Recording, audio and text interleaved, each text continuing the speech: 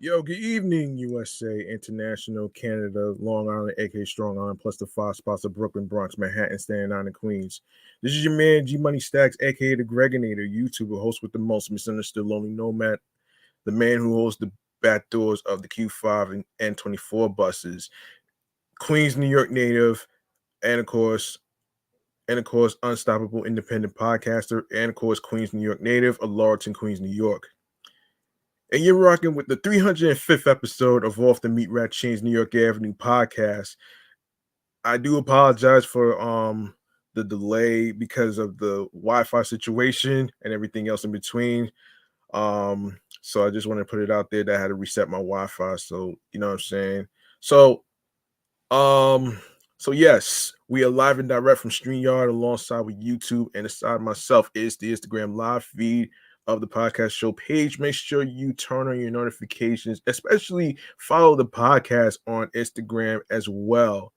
So you can know when each episode is going to be recorded on Instagram Live and of course YouTube as well. So you will be notified on when I'll be on Instagram Live on on this particular podcast platform. All right. So, without further ado, let me do this real quick. Um, if you are new to the YouTube universe and you miss any new and previous episodes whatsoever, don't worry. Don't worry, everything's gonna be there. All you gotta do is grab that subscribe button for me on the YouTube channel page of G Money Stacks 555 for more live video episodes, and of course, tapping the noti bell, which is notification bell, alongside with alerts, so you can be notified on the when each episode recording is going to go live via live stream on the air. And and of course, yes, leave a like and a comment along with the episodes and topics that's being discussed. And of course, tell me how you feel about the topics in each episode whatsoever, how you feel about them and stuff. Um also um also stay tuned for more video content along with the new and previous episodes that's dropped and everything else in between. So let's get to um let's get to sharing sharing the episodes, sharing the videos, listen, stream, watch these episodes, and of course um be sure to download the episodes, including your favorites, especially adding the podcast to your playlist, whether you're on Spotify for podcasters, Spotify for, well, yeah, Spotify. Make sure if you have Spotify, make sure you add this podcast to the playlist because you will be notified on when each new episode is going to be dropping. All right. So, um, and also tell a friend to another friend, and I'll handle the rest at the end of the show. All right. So, um, I got some cool stuff to talk about as far as fun things to do for the weekend coming up, including the Formula One Las Vegas racing that's that's happening on Saturday, and the segment of remains to be seen. So stick around for that in a couple minutes. Hold on.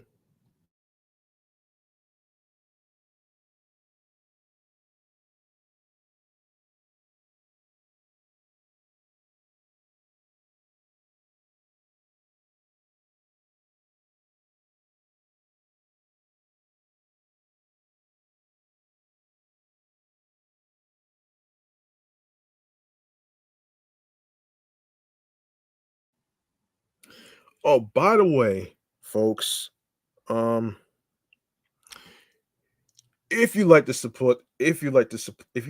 podcast show, and if you like to and you want to support it, you're more than welcome to actually make a donation. um you can leave some tips um to my Cash App, which is $ G Money Stacks 555, or my PayPal, which is G Money Stacks in Queens, New York. Whichever choice you pick, um will be appreciated. It doesn't matter how much money it is. It could be $1, it could be $5, it could be $10. Whatever amount you choose and desire will be appreciated. And by the way, folks, the money goes to me. It doesn't go to YouTube, okay? I'm just saying. So, just want to let you know right there. These are your choices. So there you have it right there. Um, hang on once.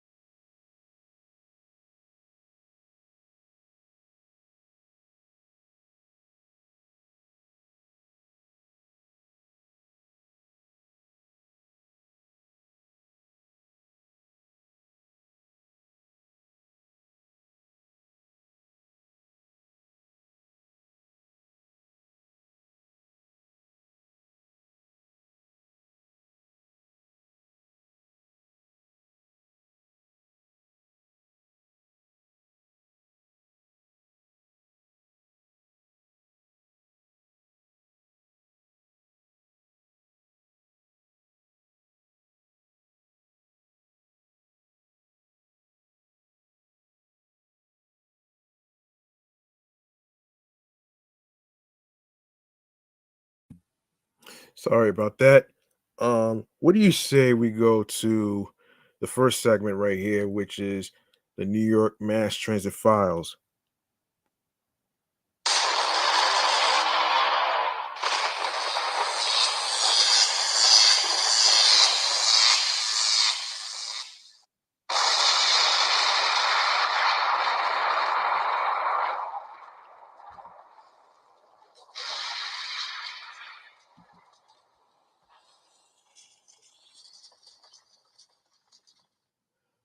Okay, so let's get into some transit stuff.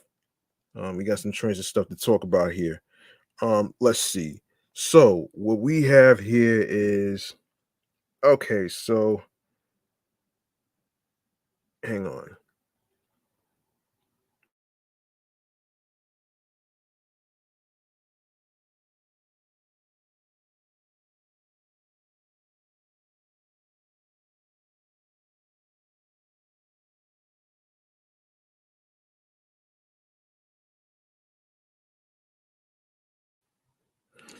All right, let's go to our first topic in the MTA.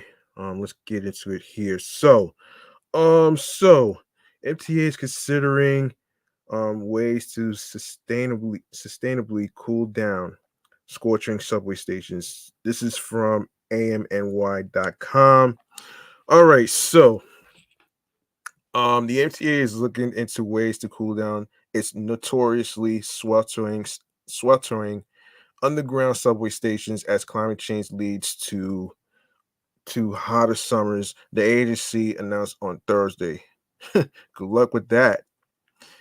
The authority put out a request for information, soliciting proposals from companies and organizations on innovative methods to cool down subway platforms, particularly those that are not carbon intensive like traditional air conditioning and thus don't contribute more to the problem in the first place. More frequent heat waves require us to find cost effective and energy efficient solutions to improving climate control in our subway system, said the MTA's chief of construction, Jamie Torres Springer. This solicitation allows us to explore sustainable and innovative technologies that can be achieved feasibly within our complex stations and in conjunction with our ambitious state of good repair commitments. Subway trains, of course, um, are air conditioned, but the vast majority of stations are not. And the operations of subway trains can make a hot day even more oppressive as strap hangers wait on platforms. Heat is generated outside trains by their air conditioning systems, and when braking, creating stifling conditions on platforms during the hot summer months. Um, Most of the stations with air cooling systems are the system's newest, like the three Q stops on Second Avenue and Hudson Yards on the seven, as well as South Ferry on the one and Cortlandt Street on the R, which were reconstructed after being destroyed by Hurricane Sandy and 9/11, respectively. Grand Central also has air conditioning on its platform for the 4, 5, 6 lines.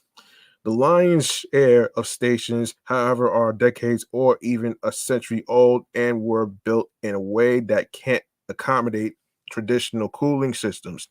Traditional air conditioning is highly energy intensive and emits massive amounts of carbon into the atmosphere.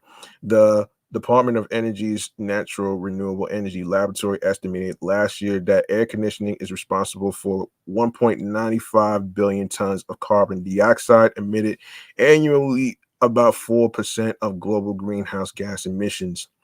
MTA officials say they are looking for sustainable cooling technology that keeps platform temperatures below 85 degrees Fahrenheit on days when outside temperatures top 95 degrees. By the 2050s, the number of days with temperatures over 90 degrees is expected to double, with the number of heat waves potentially quadrupling, according to the New York City panel of climate change. Oh, gosh.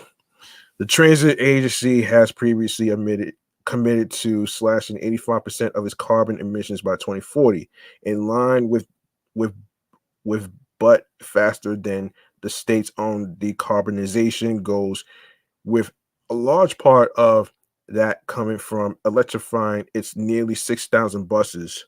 Good luck with that. Let's see.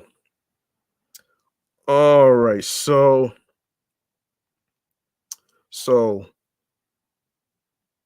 So a boy was stabbed in Brooklyn. Oh boy. A 16-year-old boy was stabbed and pummeled in a Brooklyn subway station by a group of fellow teenagers who pounced on him after asking if he belonged to a gang, cops said Wednesday. The victim was at the Atlantic Avenue Barclays Center station just after 4 p.m. Tuesday when he crossed paths with the crew of 8 youngsters in the passageway heading towards the numbers 3 and 4 lines, authorities said. As they are passing, someone in that group of 8 individuals asked him a question if he was a member of a gang. NYPD Chief of Transit Michael Kemper told reporters Wednesday. Oh boy. And the team replied that he wasn't part of a gang. Folk Nation, prompting the 8 baby-faced attackers to begin punching and kicking him repeatedly, police said. Shit. The violent crew then stabbed the boy 3 times with a sharp object, twice in his torso and once in his armpit, Kemper and cops said. The suspects, who appeared to be teens themselves, took off after the assault, cops said. Oh boy. Lord.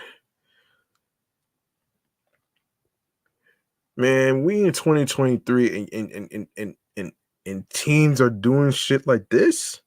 Like, come on, man. This is so fucking ridiculous. This is ridiculous. Like, why?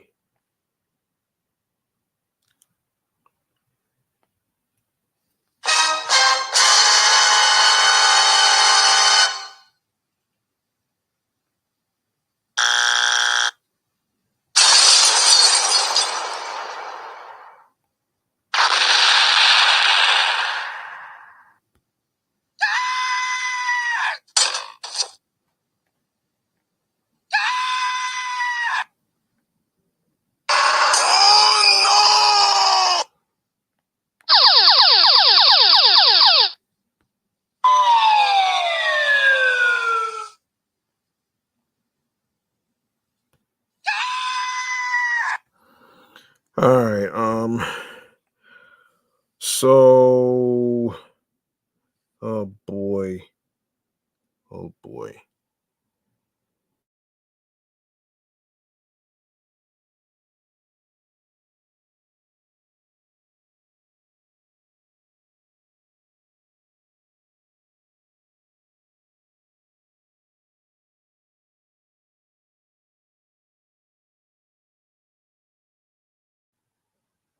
The victim, meanwhile, walked to an upper level of the station where he ran into cops and reported the crime. Campus said he was taken to um Mamandi's Ma Mon hold on. Mamani Mamon Mamo hold on. I'm sorry. Maimonides. Here we go. Medical center where he was listed in stable condition. That's the hospital that Angela Yee was talking about on her show.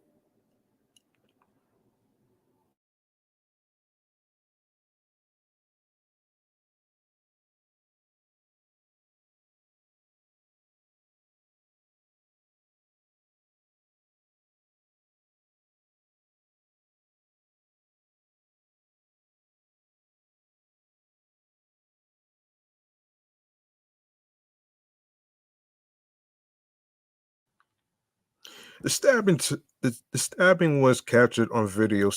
According to Kemper, the video has not been officially released, but photos released by the NYPD showed each of the 8 suspects walking inside the station. Oh boy. Oh Lord. Okay. Let me see. Let me see. Um.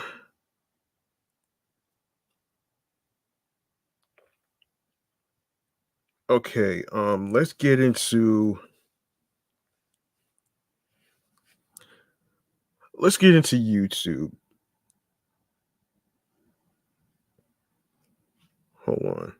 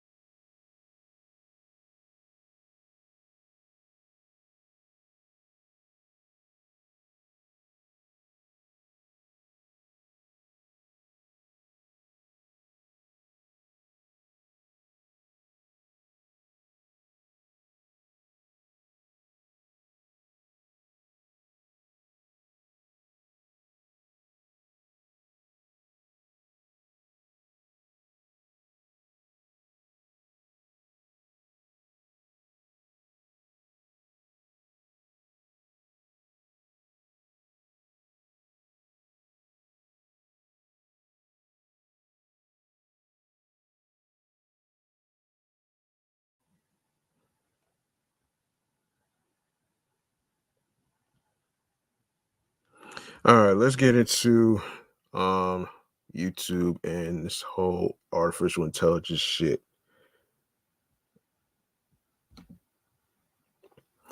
In the segment that I like to call chatting all the jazz. I don't think everybody agrees with this whole artificial intelligence shit, man. This is just so fucking crazy. and hard to really it's hard to understand this shit anyway. All right, so let's let me just get into this story, man. All right, here we go.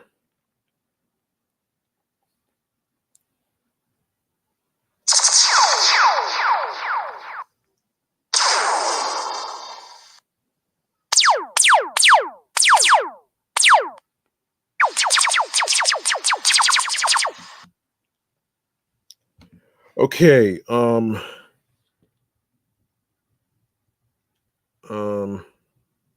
all right. And this is from NPR. So YouTube will soon begin alerting viewers when they are watching a video made with artificial intelligence. The Google owned video platform says creators must disclose when they use AI or other digital tools to make realistic looking altered or synthetic videos or risk having their accounts removed or suspended from earning advertisers, revenue on YouTube. The new policy will go into effect in the coming months. YouTube will also allow people to request videos be removed if they use AI to simulate an identifiable person under its privacy tools. The pro hold on a minute, man. So the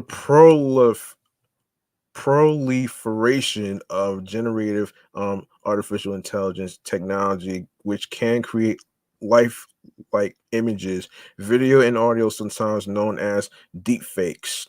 It has raised concerns over how it could be used to mislead people, for example, by depicting events that never happened or by making a real person appear to say or do something they didn't. That worry has spurred online platforms to create new rules meant to balance between the creative possibilities of artificial intelligence and its potential pitfalls. Okay, this is the threat that everybody's talking about though, man, which I actually agree with this shit though, man. This is some scary shit.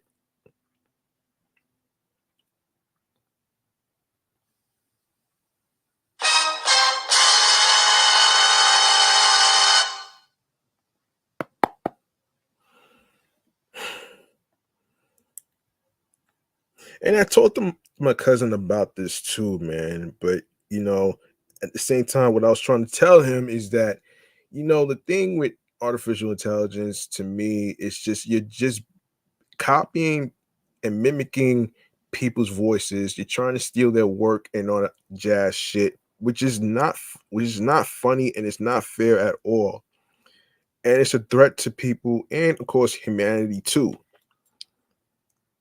And that right there is just it's just plain wrong and crazy.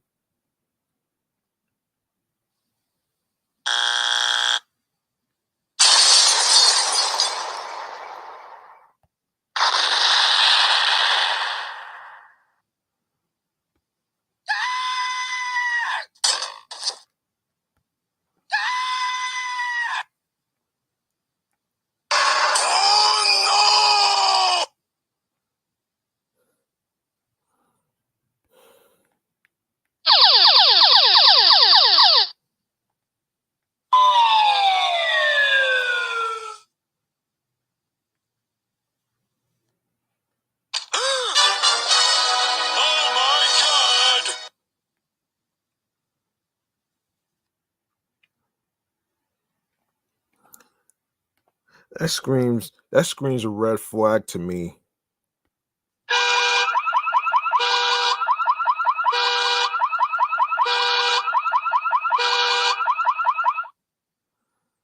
Yeah, that's a red flag for me, man. That's a fucking red flag.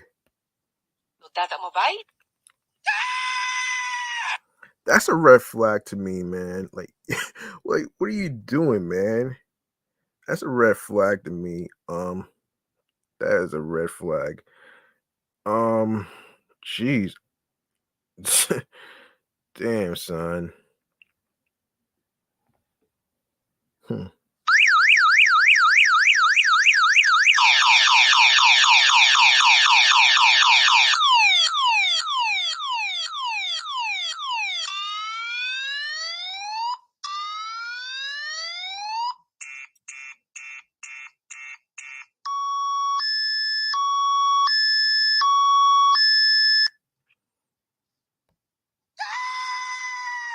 I had to play this alarm because this AI shit is very alarming and very, very, very worrisome to a lot of people, especially creators, actors, directors, producers, music artists, all that other shit, man. But you get the gist of this shit though. Anyway, anyway, so yeah, yes, so beginning next year, Meta, the owner of Facebook and Instagram, will require advertisers to disclose the use of AI, which is artificial intelligence, in ads about elections, politics, and social issues. The company has also barred political advertisers from using Meta's own generative AI tools, artificial intelligence again, to make ads. TikTok requires um, AI generated content depicting realistic scenes be labeled and prohibits AI generated deepfakes of young people and private figures. AI generated content depicting public figures are al- hold on.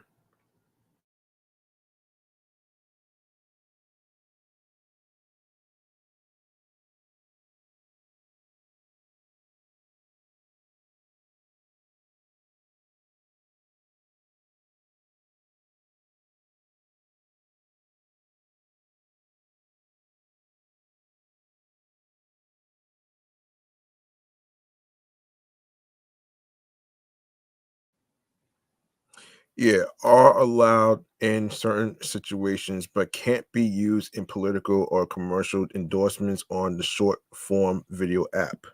In September, YouTube announced political ads made with AI must carry disclosures. The new policy unveiled on Tuesday is an expansion of that to any synthetic video that could be mistaken for real. YouTube already prohibits technically manipulated content that misleads viewers and may pose a serious risk of egregious harm, the company wrote in a blog post on Tuesday. However, AI's powerful new forms of storytelling can also be used to generate content that has the potential to mislead viewers, particularly if they are unaware that the video has been altered or is synthetically created. The company says AI labels will be prominent on some videos dealing with sensitive topics such as elections, ongoing conflicts, and public health crisis or public officials. AI generated content will be removed altogether if it violates YouTube's community guidelines. For example, a synthetically created video that shows realistic violence may still be removed if its goal is to shock or disgust viewers, YouTube said. In addition to the labels, YouTube is also creating a way for people to request that AI or other synthetic depictions of real people be taken down, while fake depictions of while fake depictions of unwitting people, including political figures, celebrities, and the Pope, have fueled headlines. Experts say the most common use of AI deepfakes is to create non-consensual pornography targeting women. YouTube's privacy request process will now allow people to flag content that simulates um, an identifiable individual.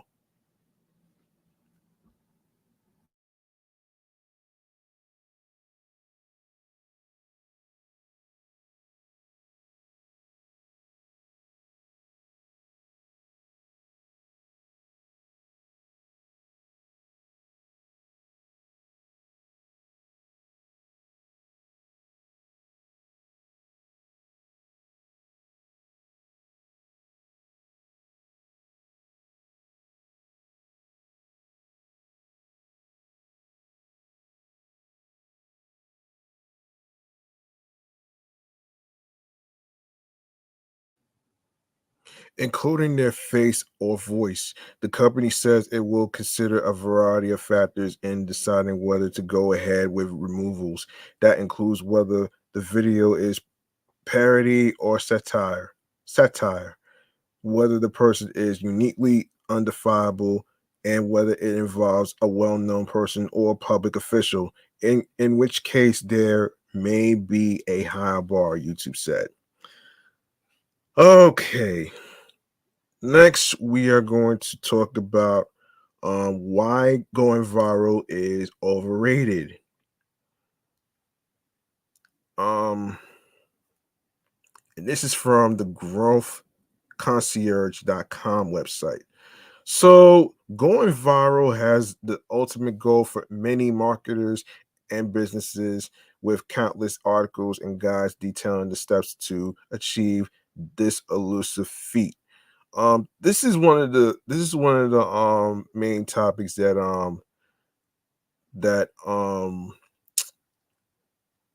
a fellow YouTuber, music producer, rapper, Curtis King. Shouts to him for pointing out how how going viral sometimes can be very oversaturated. It could be very, very, very overwhelming and all that other stuff. So shouts to him on that one. If you don't know about Curtis King, you can follow his YouTube channel on at Curtis King TV.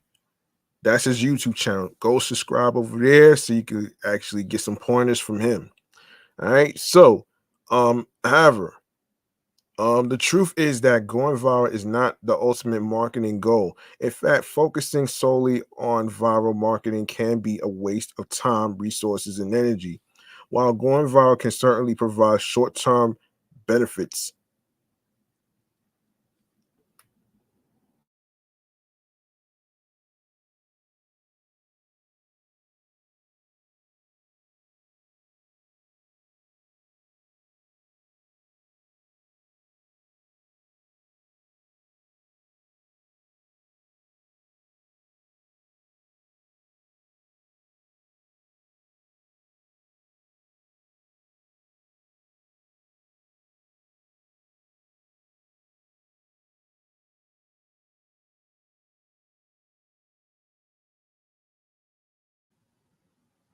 such as increased brand awareness and website traffic, it does not guarantee long term success or sustainable growth. In this article, we'll explore the counter arguments to viral marketing and strategies for achieving true success, the role of luck, viral marketing's unpredictability. Luck plays a significant role in whether or not content goes viral. Even if a piece of content is well crafted and authentic, it may not resonate with a large audience due to factors such as timing or competing content. Oversaturation of content, a barrier to viral success. With so much content available online, it can be difficult to stand out and get noticed. Even if you follow all the steps outlined in viral marketing um, guides, there's no guarantee that your content will be able to break through the noise and gain traction. Um, the cost of viral marketing, a barrier to small businesses. Utilizing paid promotion can be expensive, and not all companies have the budget to invest in this strategy. Without paid promotion, it can be difficult to reach a large audience and increase the chances of going viral. Influencer overload. Oversaturation of collaborations. Influencer marketing has become increasingly popular in recent years, which means that many influencers are inundated with requests for collaborations. It can be difficult to stand out and get noticed by influencers who are already working with a large number of brands. Um, over no, excuse me, quality over quantity, which is the which is the motto that I follow when it comes to shopping. The importance of valuable content. While creating shareable content is important, it's also important to focus on creating high quality content that is valuable to your target audience. It's better to have a smaller audience that is highly engaged with your content than a large audience that doesn't find your content valuable. Strategies for achieving true success. Hold on.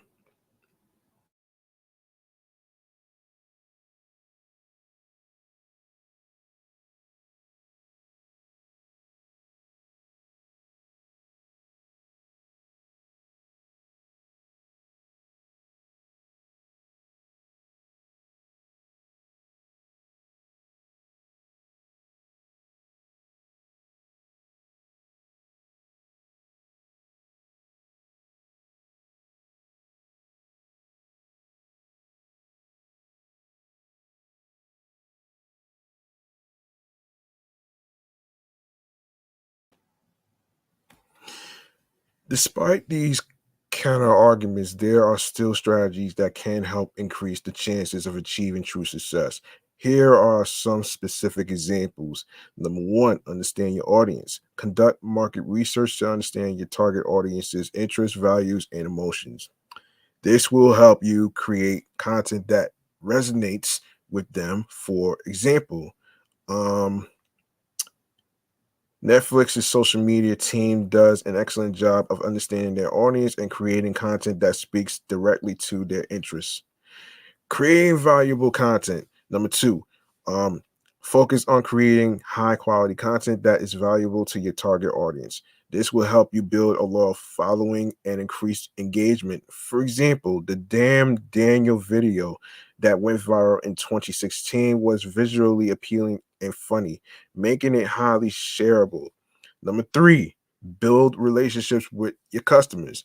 Building strong relationships with your customers can help increase brand loyalty and advocacy. Engage with your followers on social media, respond to their comments and messages, and provide excellent customer service. Um, you know what? Yes and no on the whole comments and messages. You might want to be careful on on certain comments that you see, because some of the comments can be either a bullying tactic, offensive, and all that other stuff. So keep a lookout on certain individuals who like to offend people and stuff. So just be careful. Um Yes. So, for example, Wendy's Twitter account is a great illustration of building relationships with customers through sassy and humorous responses. Number four, utilize multiple marketing channels. Don't rely solely on one marketing channel to reach your audience. Utilize a variety of channels such as social media, email marketing, and SEO to reach a wider audience. For example, GoPro's collaboration with professional snowboarder Sean White is a great example of using multiple marketing channels to reach a wider audience. Number five, um, measure success with meaningful metrics. Instead of focusing solely on vanity metrics such as likes and shares, measure success with meaningful metrics such as conversation rates and customer lifetime value. While going viral can provide short-term benefits, it's not the ultimate marketing goal. By focusing on creating valuable content, building relationships with your customers, utilizing multiple marketing channels, and measuring success with meaningful metrics, you can achieve true success and sustainable growth. And yeah, I actually agree with this. You know what I'm saying? I actually agree with this though, man, especially the things that Curtis King was saying and stuff. And there's another person who also chimed in on something that kind of caught my attention actually. Um um a fellow podcaster from Earn Your Leisure podcast, Rashad Bilal, says um Instagram and of course social media outlets is worse than having a record deal news 2023. Now I'm really trying to get a better understanding on why he said it. And I'm really trying to get a better understanding of what he said. But a lot of times a lot of times, when hang on a second, man. Let me see if I can find. Hold on 1 second.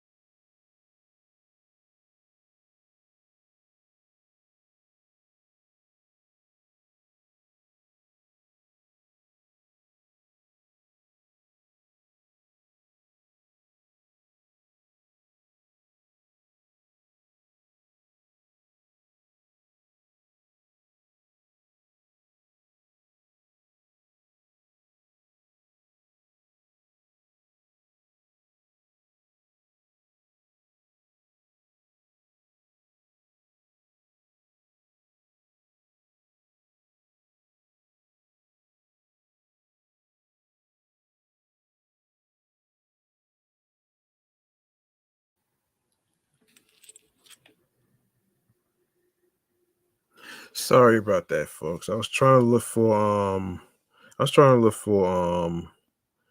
the uh the statement that was said by Rashad Bilal from Earn Your Leisure podcast. Yes, so he said that being on social media is worse than signing a bad record deal. And as I scroll through some of the comments and stuff, right? Um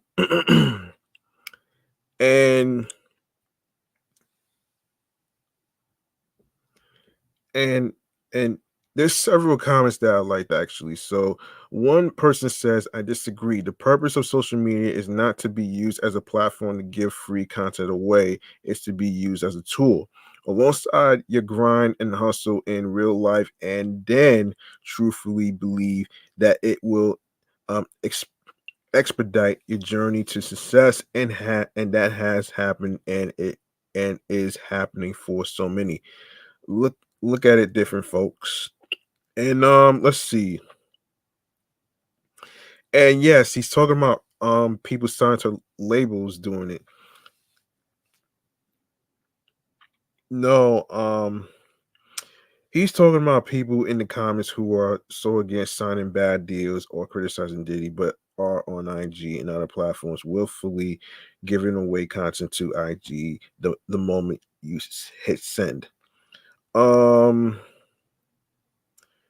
And I like this one. They can shut down your account tomorrow, delete all your content and drafts, and there's nothing you can do about it. It's pimping 101. and and the fact that you believe you are in control makes them really really good at it. Well, no, I'm not so sure about that one. So I don't know, man, but yeah, but let's see. There is another one actually, and I'm gonna share my thoughts on this too. Um, that's what the labels do. Like that's why music is so bad because labels sign influence over talent, and we all know most real artists are introverted. Not all, but most. Personally, I don't see what the issue is posting on social media because that's all y'all label gonna do. They got entire teams dedicated to it, so it should be important to labels, but not to independents. Why though? Hmm. Yeah, that's just wow. So, and another person says, I feel what he's saying, but your content on social media is not the same dynamic as in a label owning your masters for your recorded copyrights. Yes, once you upload your content to Instagram, they benefit from your posts and control your content on what platform, but they don't own that content like a record label that owns your masters. You can post that same exact content on TikTok, YouTube, or Twitter, well, actually X, and monetize it. Instagram Meta is not going to file a dispute because you posted the same content on another social media platform. You can still monetize your content regardless, but the real purpose is to leverage the organic content you post on social media to build your audience and brand. I like I like this comment. I definitely like this. Yes. Let's see. I'm gonna do yeah, and another person says facts. Labels can also own your name and not allow you to use it elsewhere. That sucks too, man. Let me see. Yeah, that's crazy, man. They can't do it if it's your real government name. Only stage name. DJ Quick talked about it one time about one of his contracts he had to get released from. He said he would have had start had to start recording under his government name. Oh boy. Um Damn, that sucks, man. Yeah. Oh wow.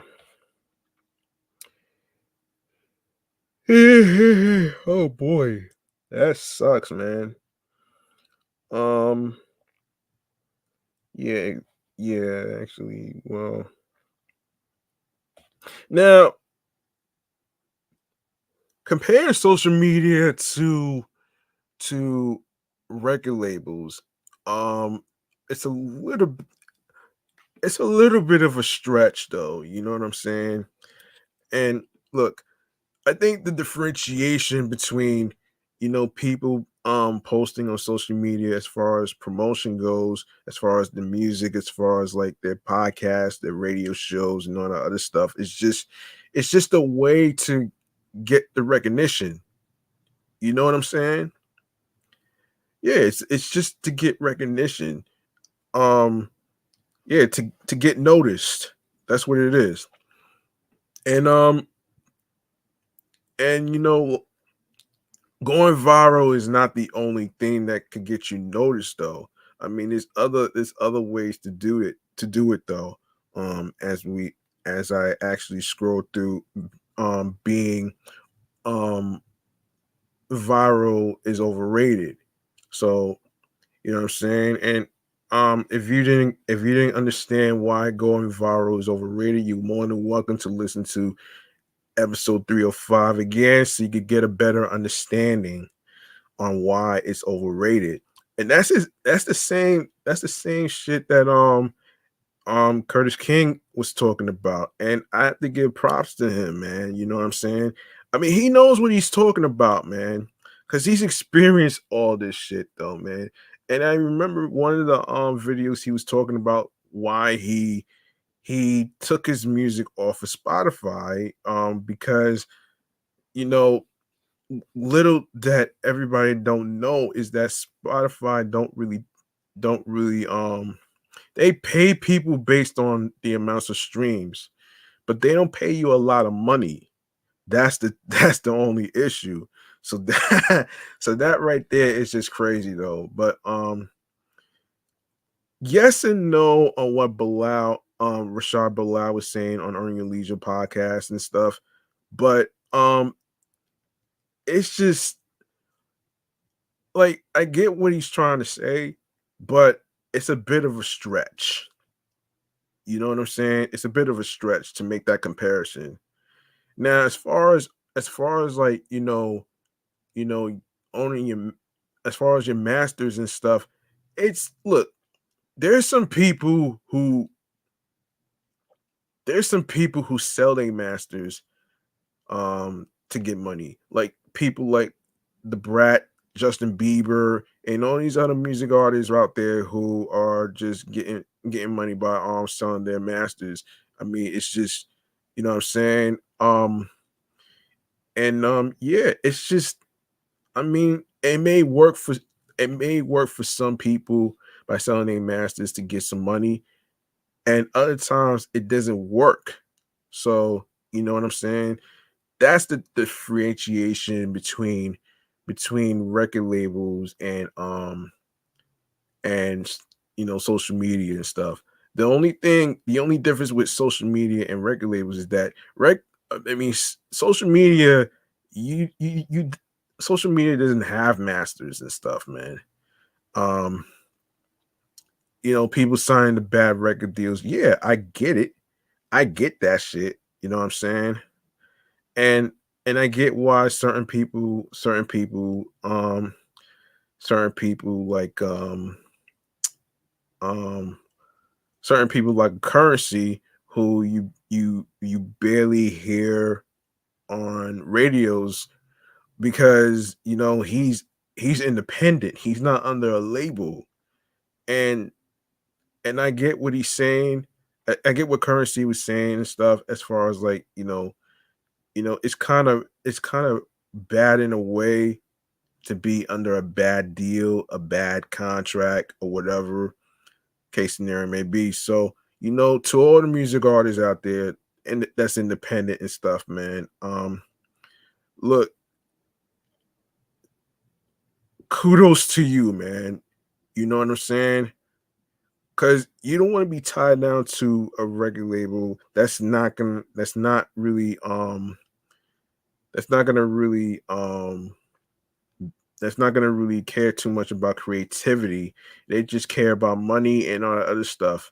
They don't care about talent and creativity and authenticity, which really sucks though. You know what I'm saying? So anyway, man, that's my take on the whole Rashad Bilal statement from Earn Your Leisure podcast. If you didn't listen, he talked about it in September in one of the episodes, so you can take a listen and all the great stuff right there. There's a clip. The reason why I didn't play the clip is because of copyright issues. So that's why I wanted to elaborate with you folks out there that's listening and streaming and stuff like that. So you know what I'm saying? So there you have it right there, man. I'm going to go on to oh boy, what did I do here?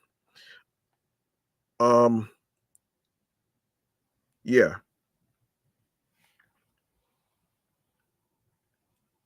All right, so let's go on to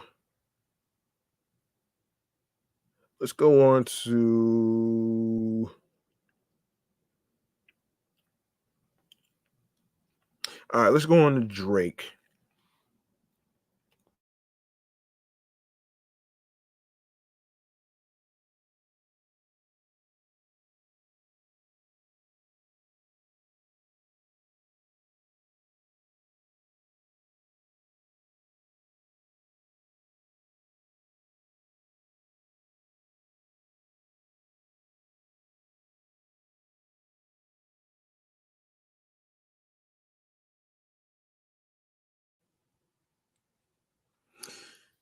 All right. According to Hip Hop DX, Drake has continued to write himself into the history books after scoring a number of new platinum plaques. Drizzy received 14 new certifications from the RIAA, which stands for Recording Industry Association of America, this week, adding to his 37th birthday celebrations. As far as albums, Take Care is now 8 times platinum. Nothing Was the Same is six times platinum. Thank Me Later is 4 times platinum. Certified Lover Boy is three times platinum, and Her Loss is 2 times platinum. On the single side, Hold On, We're Going Home featuring Majid Jordan is now 9 times platinum. Headlines Started from the Bottom and The Motto featuring Lil Wayne are all 8 times platinum. And Rihanna assisted Take Care is 7 times platinum. Hmm. Wow. Um. Other songs to earn new certifications include Laugh Now Cry Later featuring Lil Durk, 6 times platinum. Money in the Grave featuring Rick Ross, 6 times platinum. Knife Talk.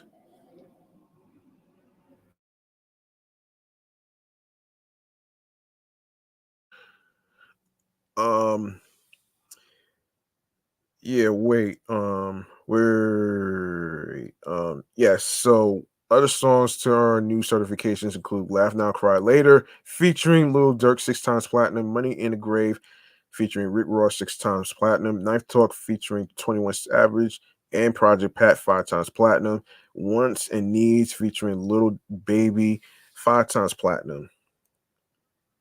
Yes. So, um, according to chart data, Drake has become the first act in history to surpass 200 RIAA certified single units as a lead artist. His total currently stands at 223 million, among them four diamond songs: Hotline Bling, One Dance, God's Plan, and Sickle Mode with Travis Scott. Um, Following the news, Drake shared text messages on his Instagram story from Mr. Morgan, president of OVO Sound, informing him about his new milestone. Tried to have this all go live for you yesterday, but we certified a lot of certifications for your birthday.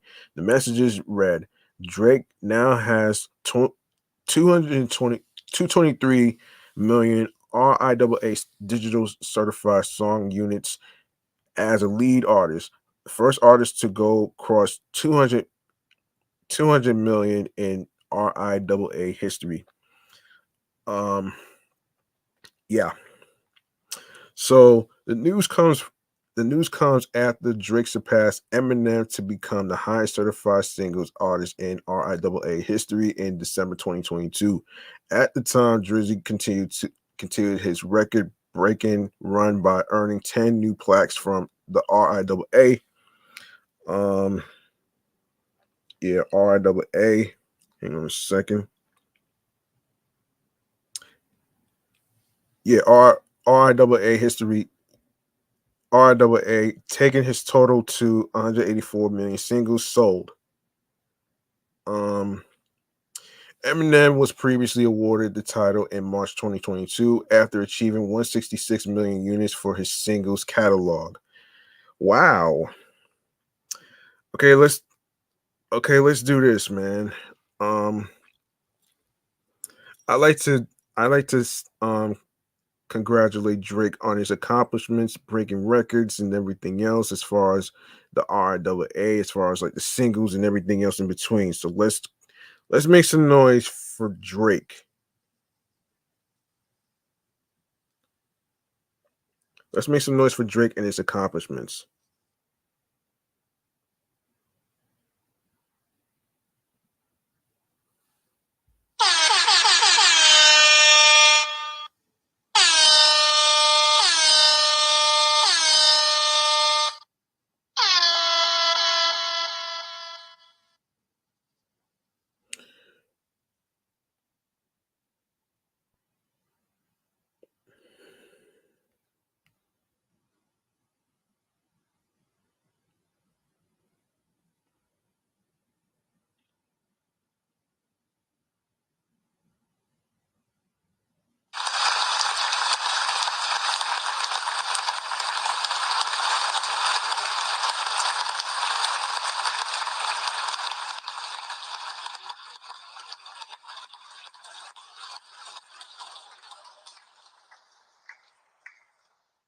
Before I go on to the next one, let me see who's hopping to the chat right here, man. Let me see. Snoogans 420. Thank you for thank you for viewing this and watching. Appreciate you. Let's see. What other topics? Okay, let's see. Um, let's see.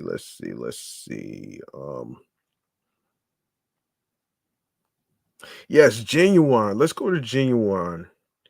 And then I'll go to the hip hop 50 stuff and of course the 40th anniversary of Video Music Box. I'll get to that uh,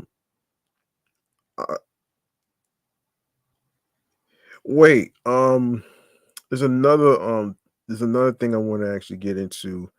Um there's another thing I want to get into. Wait. Wait, Drake has a clothing line? I didn't even see that. I did not see that coming, man. Hold on. Hold up, man. I did not see that. I did not see that. Um, I did not see that shit. Um, wait, Drake has a clothing line? I didn't know that. Wait, Drake has a clothing line. Okay, let's see. Um,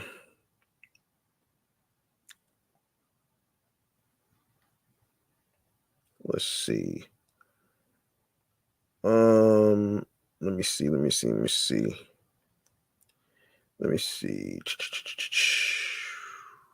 Um, let me see something here.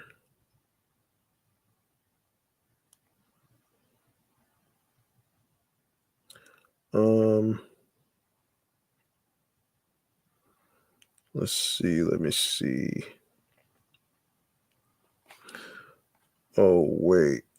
Um.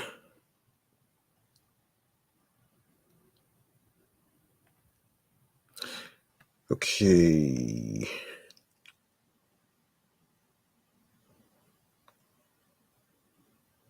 Oh, okay. Got it. So, Drake's label OVO, October's very own, and he has a clothing line and he's getting into the college sports. So I guess he's getting into sports and stuff. So, hip hop star very Drake's October's very own clothing line is jumping into the world of college sports, and this is according to the Bleacher Report. The company has partnered with the NCAA to release limited edition clothing starting this Friday. This took place a while back, actually. So, with the first drop set to feature Kentucky, Alabama, North Carolina, Memphis, and Texas. Let's see. OVO has already worked with multiple professional sports leagues, including the NBA, the NFL, and MLB. According to Peter Nakos on three. The collection will include a range of items, including hats, hoodies, basketball shorts, and varsity jackets. The signature OVO owl will be featured on each of them. Drake has been a college basketball fan for quite some time. He received an honorary custom ring from Kentucky's 2012 national championship, and this summer he gave head coach John Calipari the keys to his $100 million mansion in Toronto so the team could practice. OVO isn't the only brand to delve into college sports. Narcos noted that Vanessa Bryant announced on Instagram earlier this month that UConn, USC, Kentucky, Oregon, Duke, and LSU will partner with the Mamba and Mambasita Sports Foundation this year. Last month, Mitchell and Ness added 60 new NCAA partners, including Alabama, Oregon, Kentucky, Penn State, Notre Dame, Wisconsin, Clemens, Florida State, and Georgia. So there you have it right there. All right. All right. That's pretty dope, man. That's dope. That's really dope though, man.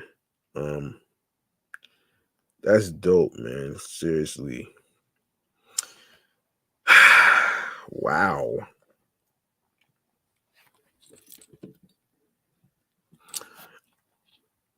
Yeah, I'm gonna make some noise again for Drake and his clothing line and the clothing line.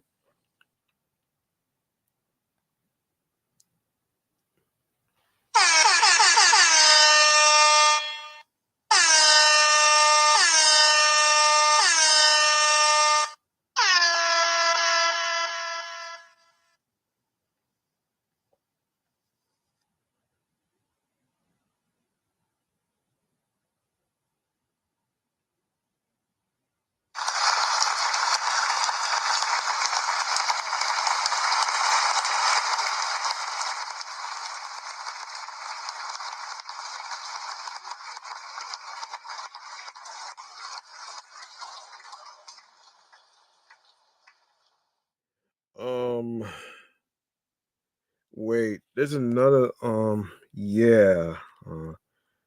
People are saying why music videos aren't relevant no wow. Oh boy. That's interesting. That's very interesting right there. Let's get into that actually. Um People saying that music videos are not relevant anymore. Hold on. Relevant anymore.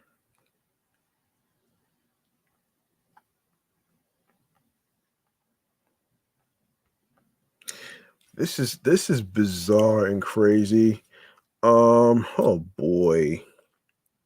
This is bizarre and crazy though, man, for me to hear something like this. Um, okay. Wait a minute here. I don't know if I agree with this shit though, man. You know what I'm saying? I don't know if I agree with this shit. And of course, this is from OK Player. Oh boy. This is crazy, man. Okay, so has the age of the music video come to an end? I don't know if I agree with this. TRL's return, YouTube Red's dominance, and the cord cutting from viewing society have all led to the demise of the music video, or has it? Who remembers MTV's TRL? Who remembers racing home from school to catch their favorite TV channel play the hottest music videos for hours on repeat? Or how about the greatness of Eminem's My Name Is music video when Slim Shady was in his prime? Or Britney Spears' schoolgirl outfit in Baby One More Time? Before we take a trip down memory lane, let's not forget what MTV even stands for: music television. Right. Back in the day, music videos were the prime source for new music. Essentially, they were free promo for the artists to showcase what they have to offer. While the visuals served as pure entertainment, the underlying goal was for the consumer to like the music enough to go out and purchase the CD or cassette tape or vinyl.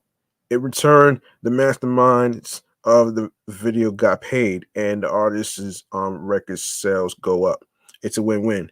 But also back in those days, if you will, um, record sales meant the consumer physically had to go to the store and purchase a hard copy of the CD.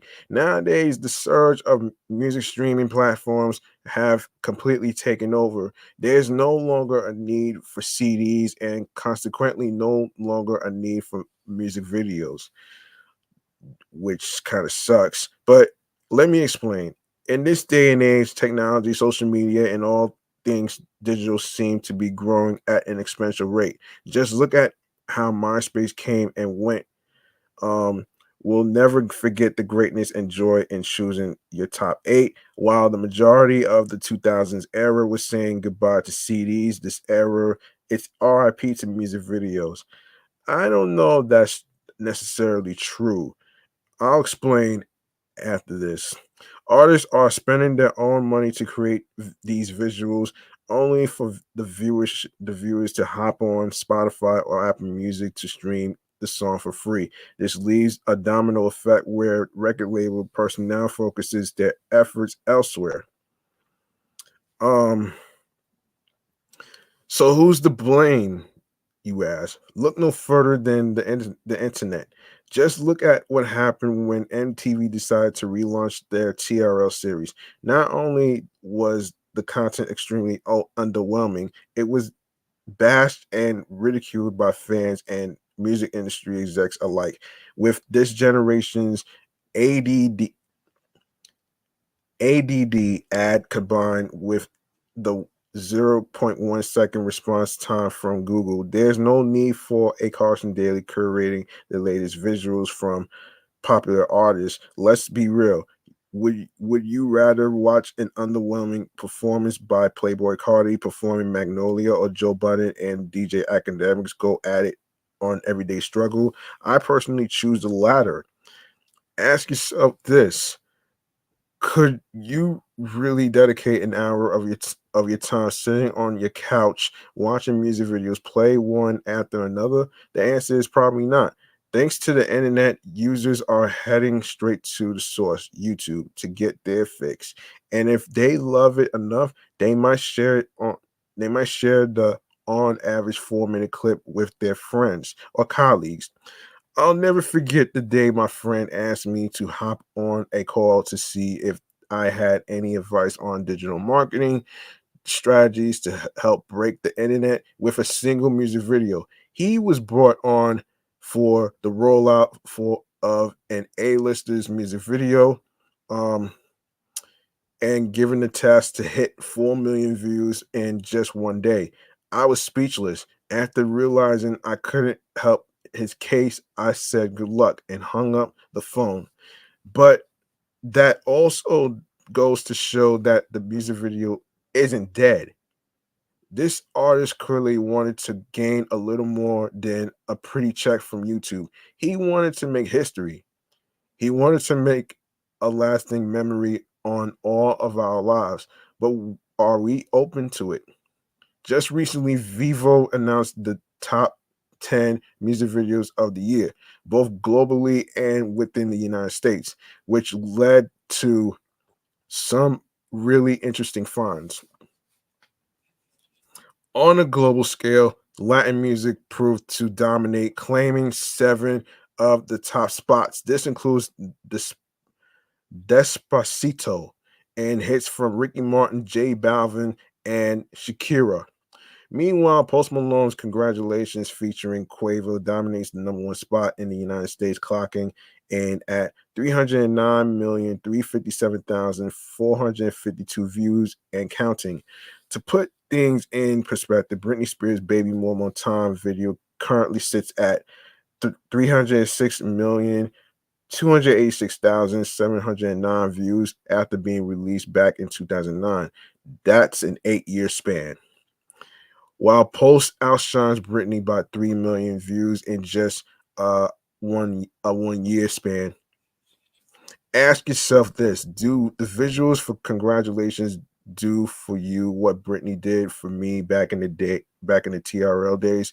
Will it be a timeless memory that we will always remember or think of when we think of our childhood and how we discovered new music? Probably not. In fact, how many of us have actually seen the Congratulations music video from start to finish? How many of us are going to dress up as Post Malone or Quavo for Halloween? Well, a number probably will, but still, Britney became every teenage girl's idol at one point or another. Let's end with this open-minded question: are music videos dead? I spoke with a number of artists and music industry execs to hear their thoughts. Let's get into it. Los Angeles rapper, tattoo artist, High Tone seem to agree. He states, even though there are more whack videos than good videos, in my opinion, the music video would never be dead. I personally believe that a creative quality video can make you like a song more than you already did. And that's exactly why the top tier artists still spend a big chunk of their budget on video production, because it really separates the great from the amateur. Um, as far as music video shows such as TRL, I think they are doing a good job trying to bring that platform back. But I honestly do not think it will ever be the same as it was in the 90s and early 2000s, simply because television has changed. Back then, the internet was pretty much non-existent, so you were forced to watch MTV or BET after school to see your favorite videos, and that was exciting. Nowadays, the consumer watches a video the exact minute it releases by one click of a button or any smartphone anywhere in the world. Meanwhile, Enemo, a rapper and actor from Los Angeles and a brother to Issa Rae from Insecure, was more on the fence. In my opinion, the music videos is not dead, but it's on life support. The fact is that major money isn't being put into these things anymore. You can't have a video like Waterfalls from TLC without putting $1 million into that thing. Now I feel like videos have become kind of a do-it-yourself project for a lot of artists.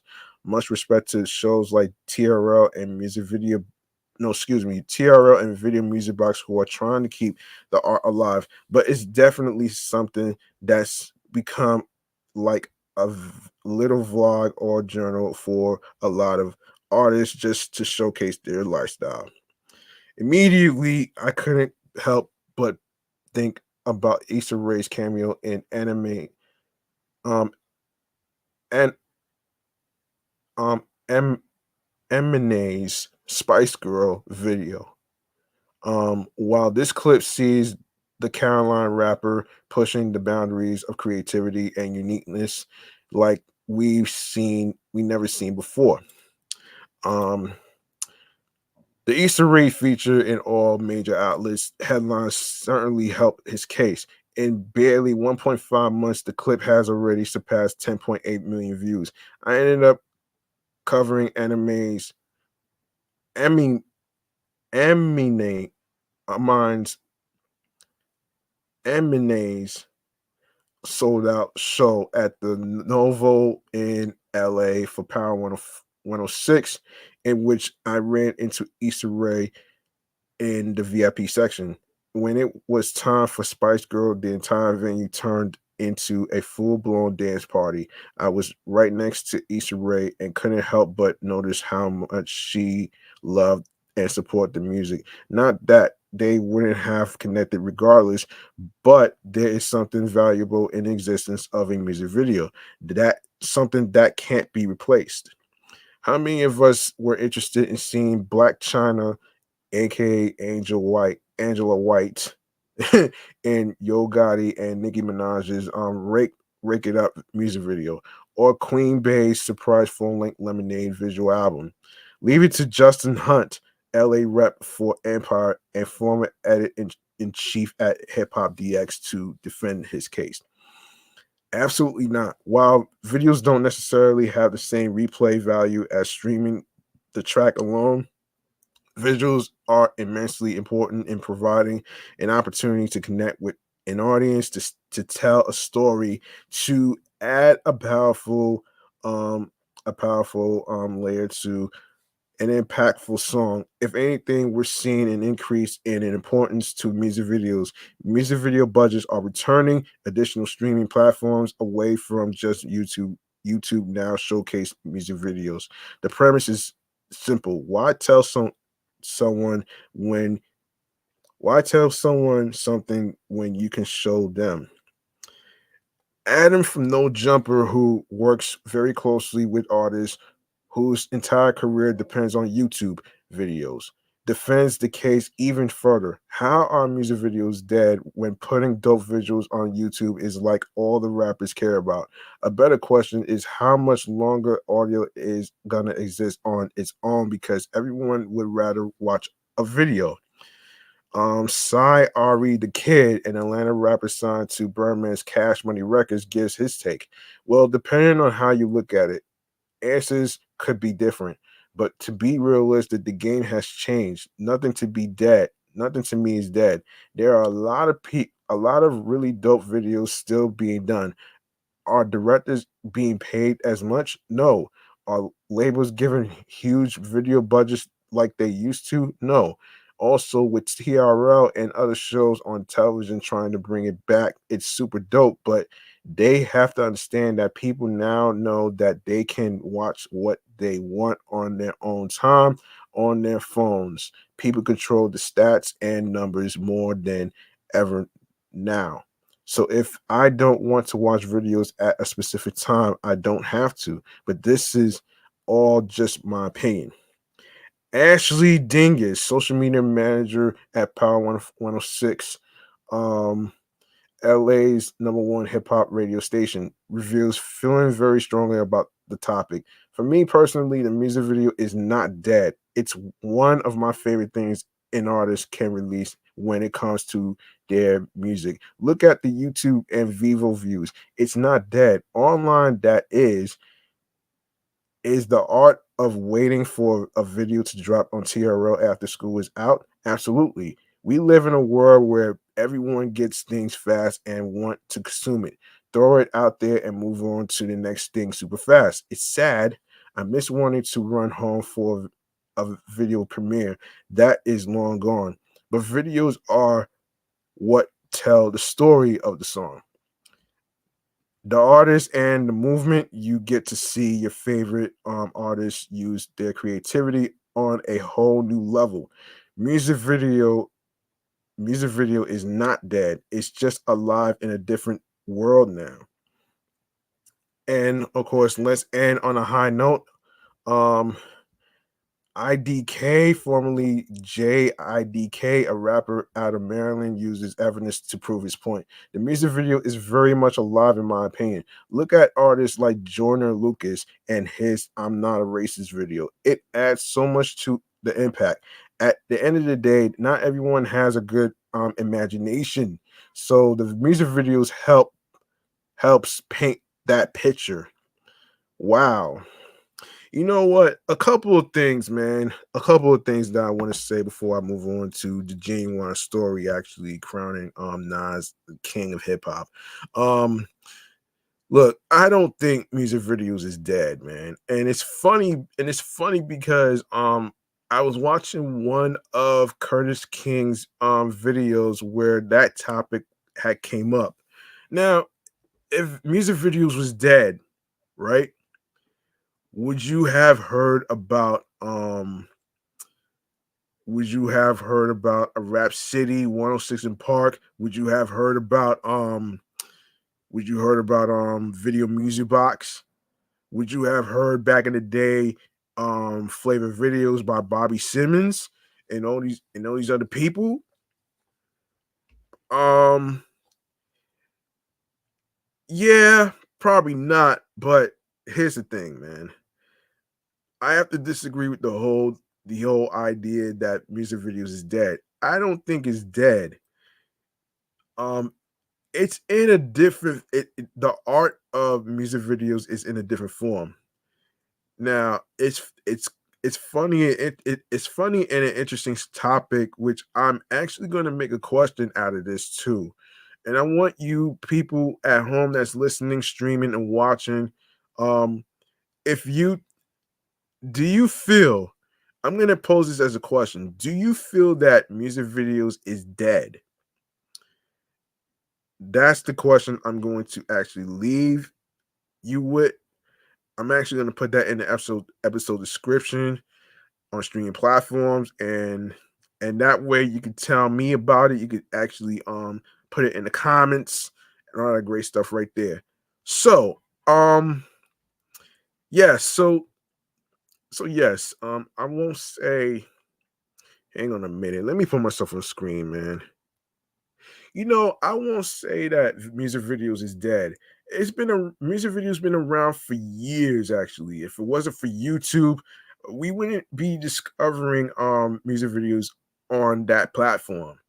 And of course, you have, shows like, Video Music Box, for example, 40 years in the making. You know what I'm saying? And and that's been around way before I was born. And I grew up watching music videos and stuff. And you know, I guess the art form is a little different. Of course, it's in a different setting. It's in a different world.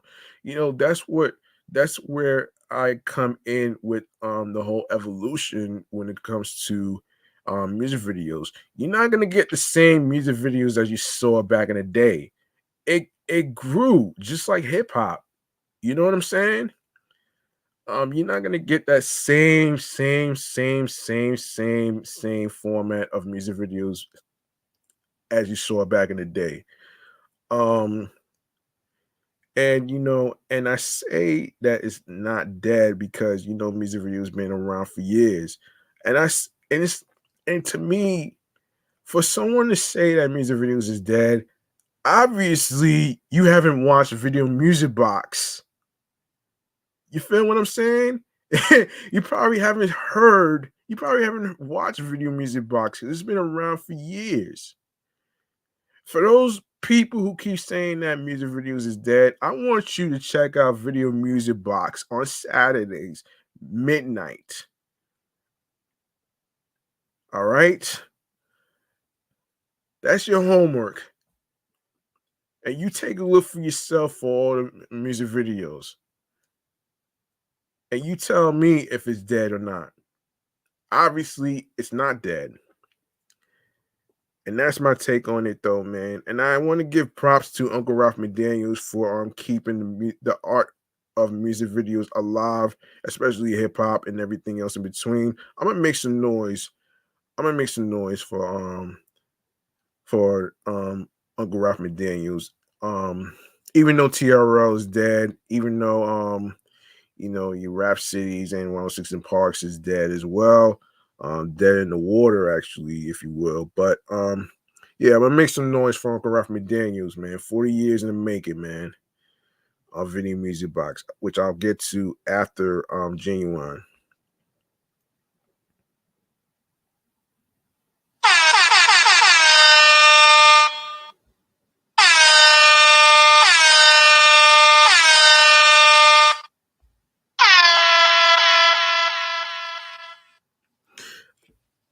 Yes, up next, we will be talking about Genuine, man, and how he crowns Nas as the king of hip hop, which is very, very, very interesting to hear, actually. So let's get to it right here.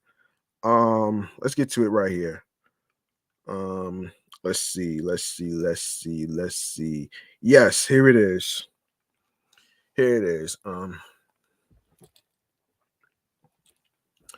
Okay, so um all right, and this is according to the source website. All right, so if you ever been to a Genuine show, you will not leave disappointed.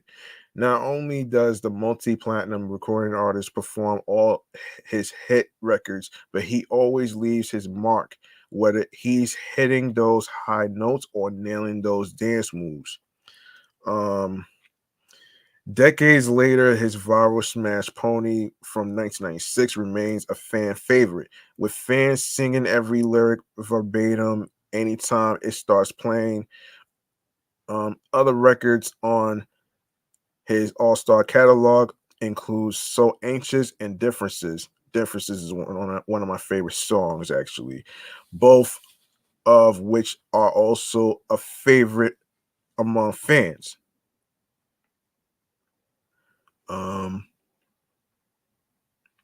Hailing from Washington, D.C., Genuine began his career as a member of Swing Mob in the early 1990s, a New York based label founded by Devontae Swing from Jodeci. But it wasn't until Genuine met Missy Elliott and Timberland when he finally came into his own as a recording artist.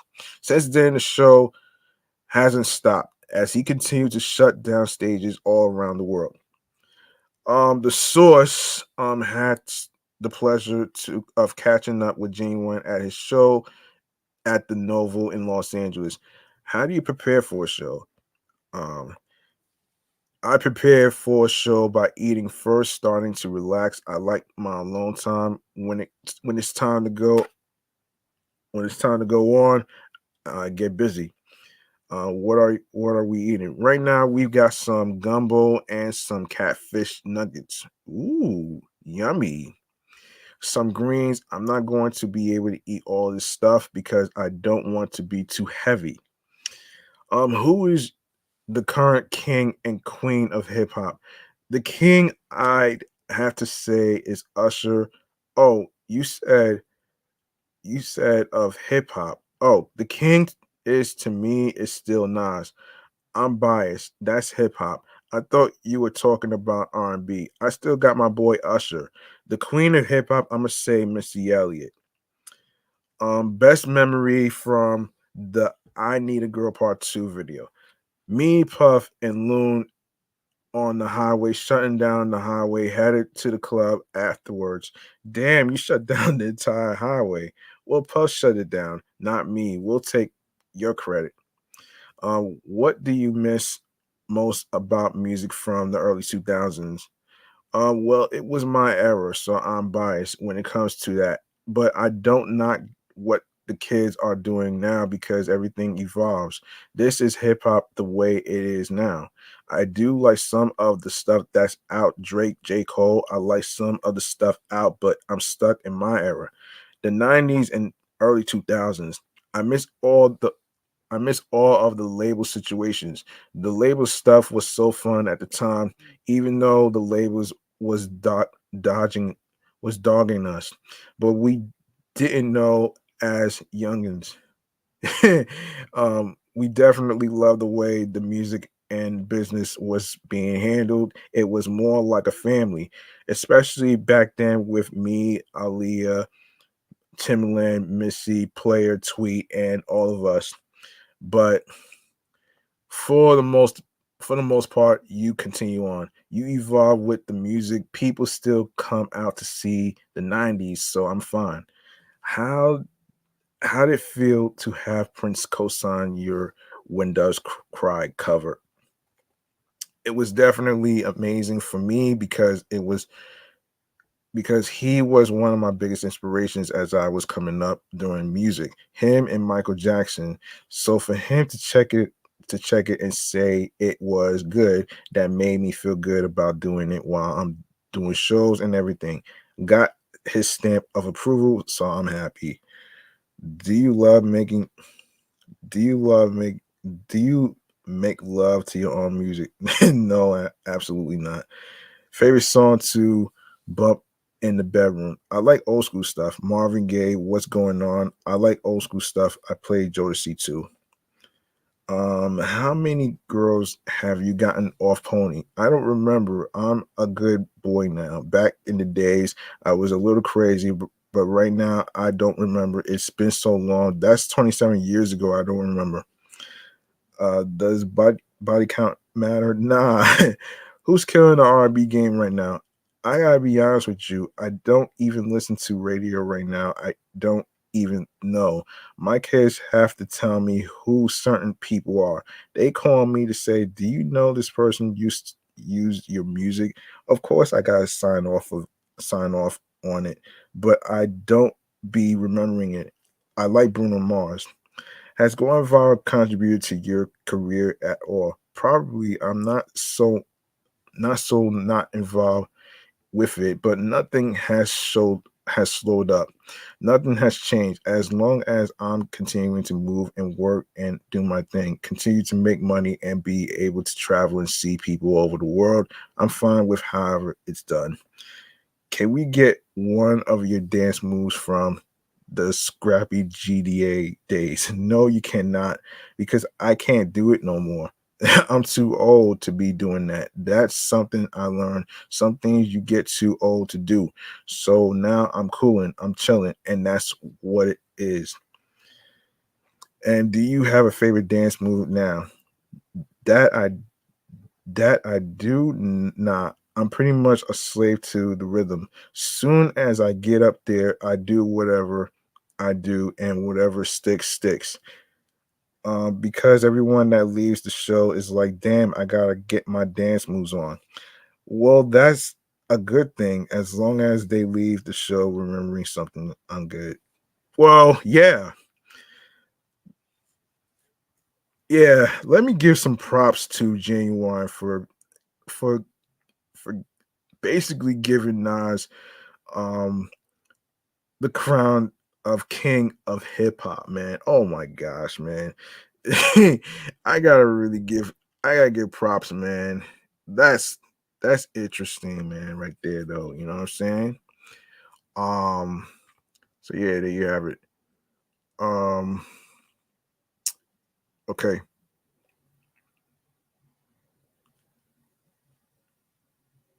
hold on.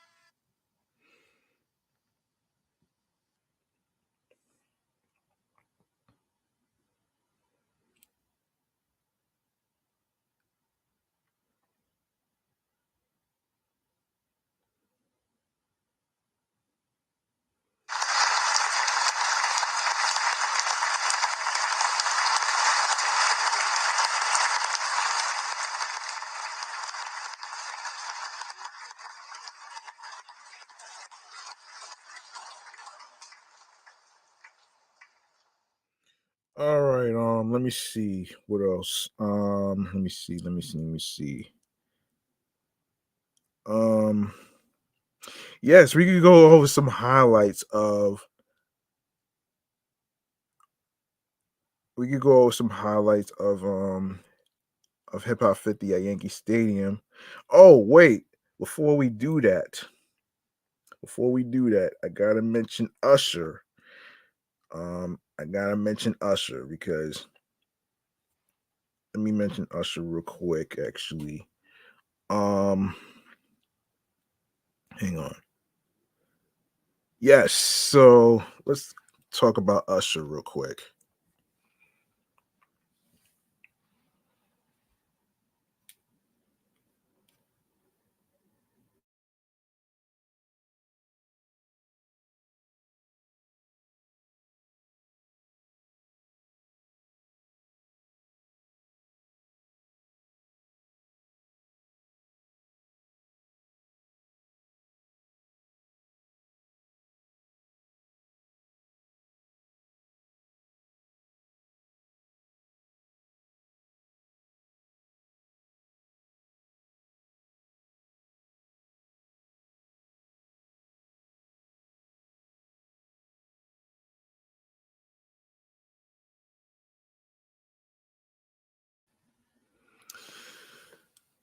Usher is about to be a superstar of the Super Bowl halftime show.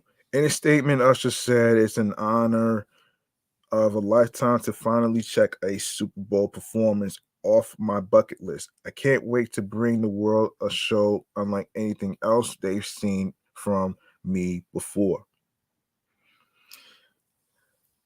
And this is from USA Today. Thank you to all the thank you to the fans and everyone who made this opportunity happen. I'll see you real soon. In one of the announcement videos playing off the singer's song Confessions Part 2, Kim Kardashian calls Usher to let him know he's the halftime headliner. Super Bowl 58 is set for February 11th, 2024. Mark your calendars for all you football fans out there at Allegiant Stadium in Las Vegas, which is where the Formula One Grand Prix is going to take place, which I'll talk about that in a few minutes.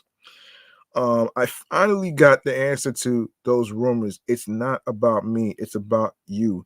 You are doing the Super Bowl, she says. Um, let's see. I've seen you in Vegas twice, but this one has to be different, Kardashian adds, referring to Usher's successful Las Vegas residency.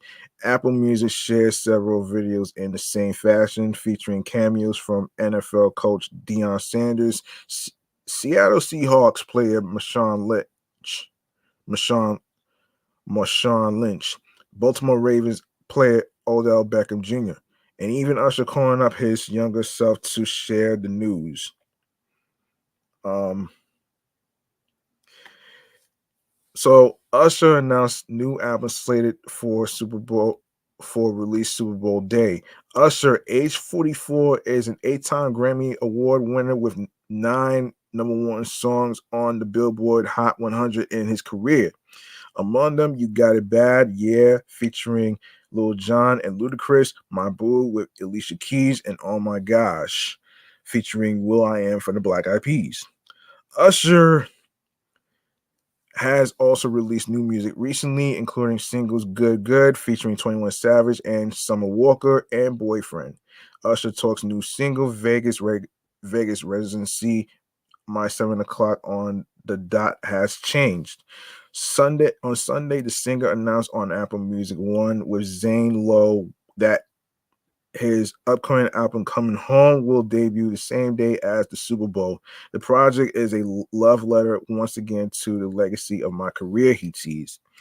Usher shares how he really found out about his halftime show spot. The Apple Music skits were not how the artist actually discovered he'd be the Super Bowl 58 headliner.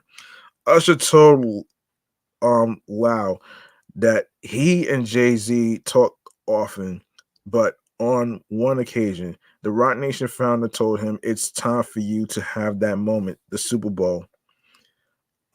Jay-Z and his entertainment management company partnered with the NFL in 2019.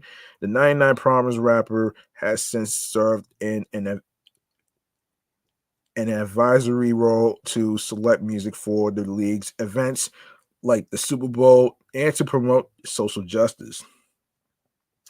The big moment is something that's been on Usher's bucket list for a while. He added on Apple Music One. Those 13 minutes mean everything. Being able to perform on stage because so many amazing performers throughout the years have graced it and did an amazing job. So of course the obsession of that starts, but man, that just the excitement in this moment, like to really be able to savor this moment. Um, so Jay Z, NFL praise Usher's talents and announcement. Um, Usher is an icon whose music has left indelible mark on the cultural landscape throughout his career. We couldn't be more excited to have him headline this year's Apple Music Super Bowl halftime show, says Seth um, Dudowski, head of music head of music for the NFL, in a statement. We look forward to working with Usher, Rock Nation, and Apple Music to bring fans another halftime show for the history books. Jay Z added in the statement, Usher is the ultimate artist and showman ever since his debut at the age of 15. He's been charting his own unique course. Beyond his flawless singing and exceptional choreography, Usher bears his soul. His remarkable journey has propelled him to one of the grandest stages in the world. I can't wait to see the magic. Last year's Super Bowl 57 saw Rihanna reveal her second pregnancy during the halftime show. And in 2022, Eminem, Mary J. Blige, Snoop Dogg, Dr. Dre, Kendrick Lamar, and 50 shared the stage for a hip hop all star moment. So that's pretty much what this is. Wow. Wow. I gotta give some I gotta make some noise for Usher, man, for being a part of the Super Bowl 58 halftime show, which is on February 11, 2024. Mark your calendars. Yeah, mark your calendars, folks. You know what I'm saying? Um, so yeah.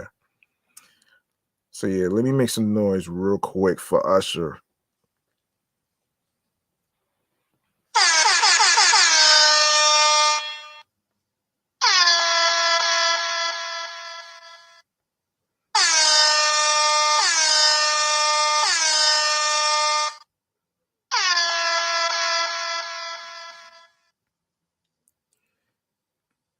All right, hold on a sec.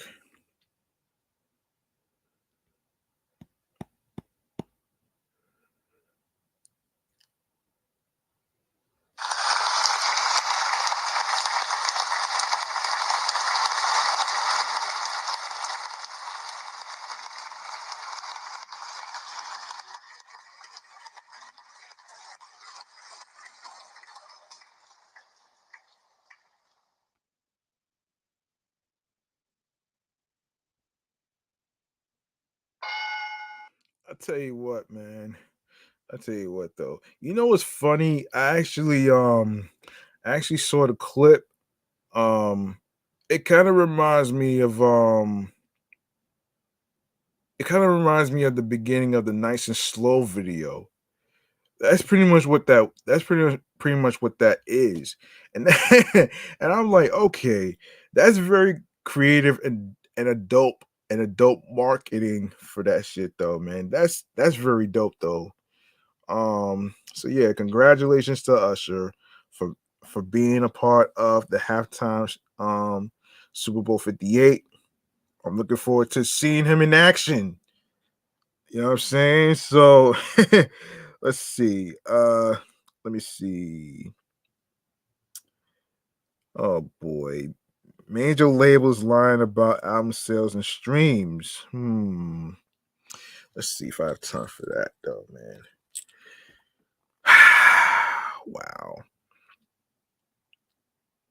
Wow. Major labels lying about album sales and streams. That's very interesting.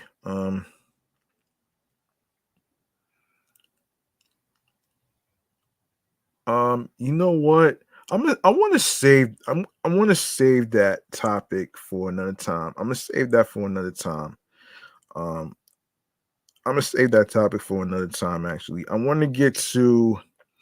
I want to get to. I want to get to. Yes, I want to get to. I want to get to. Let's see. Yes, I want to get to the highlights of. I want to get to the highlights of. The. I want to get to the highlights actually of Hip Hop 50 at Yankee Stadium. I want to. Yeah, I want to actually get to the highlights real quick. Actually, yeah, there's two. And then there's a whole list of people that contributed to 50 years of hip hop. I want to get to that too.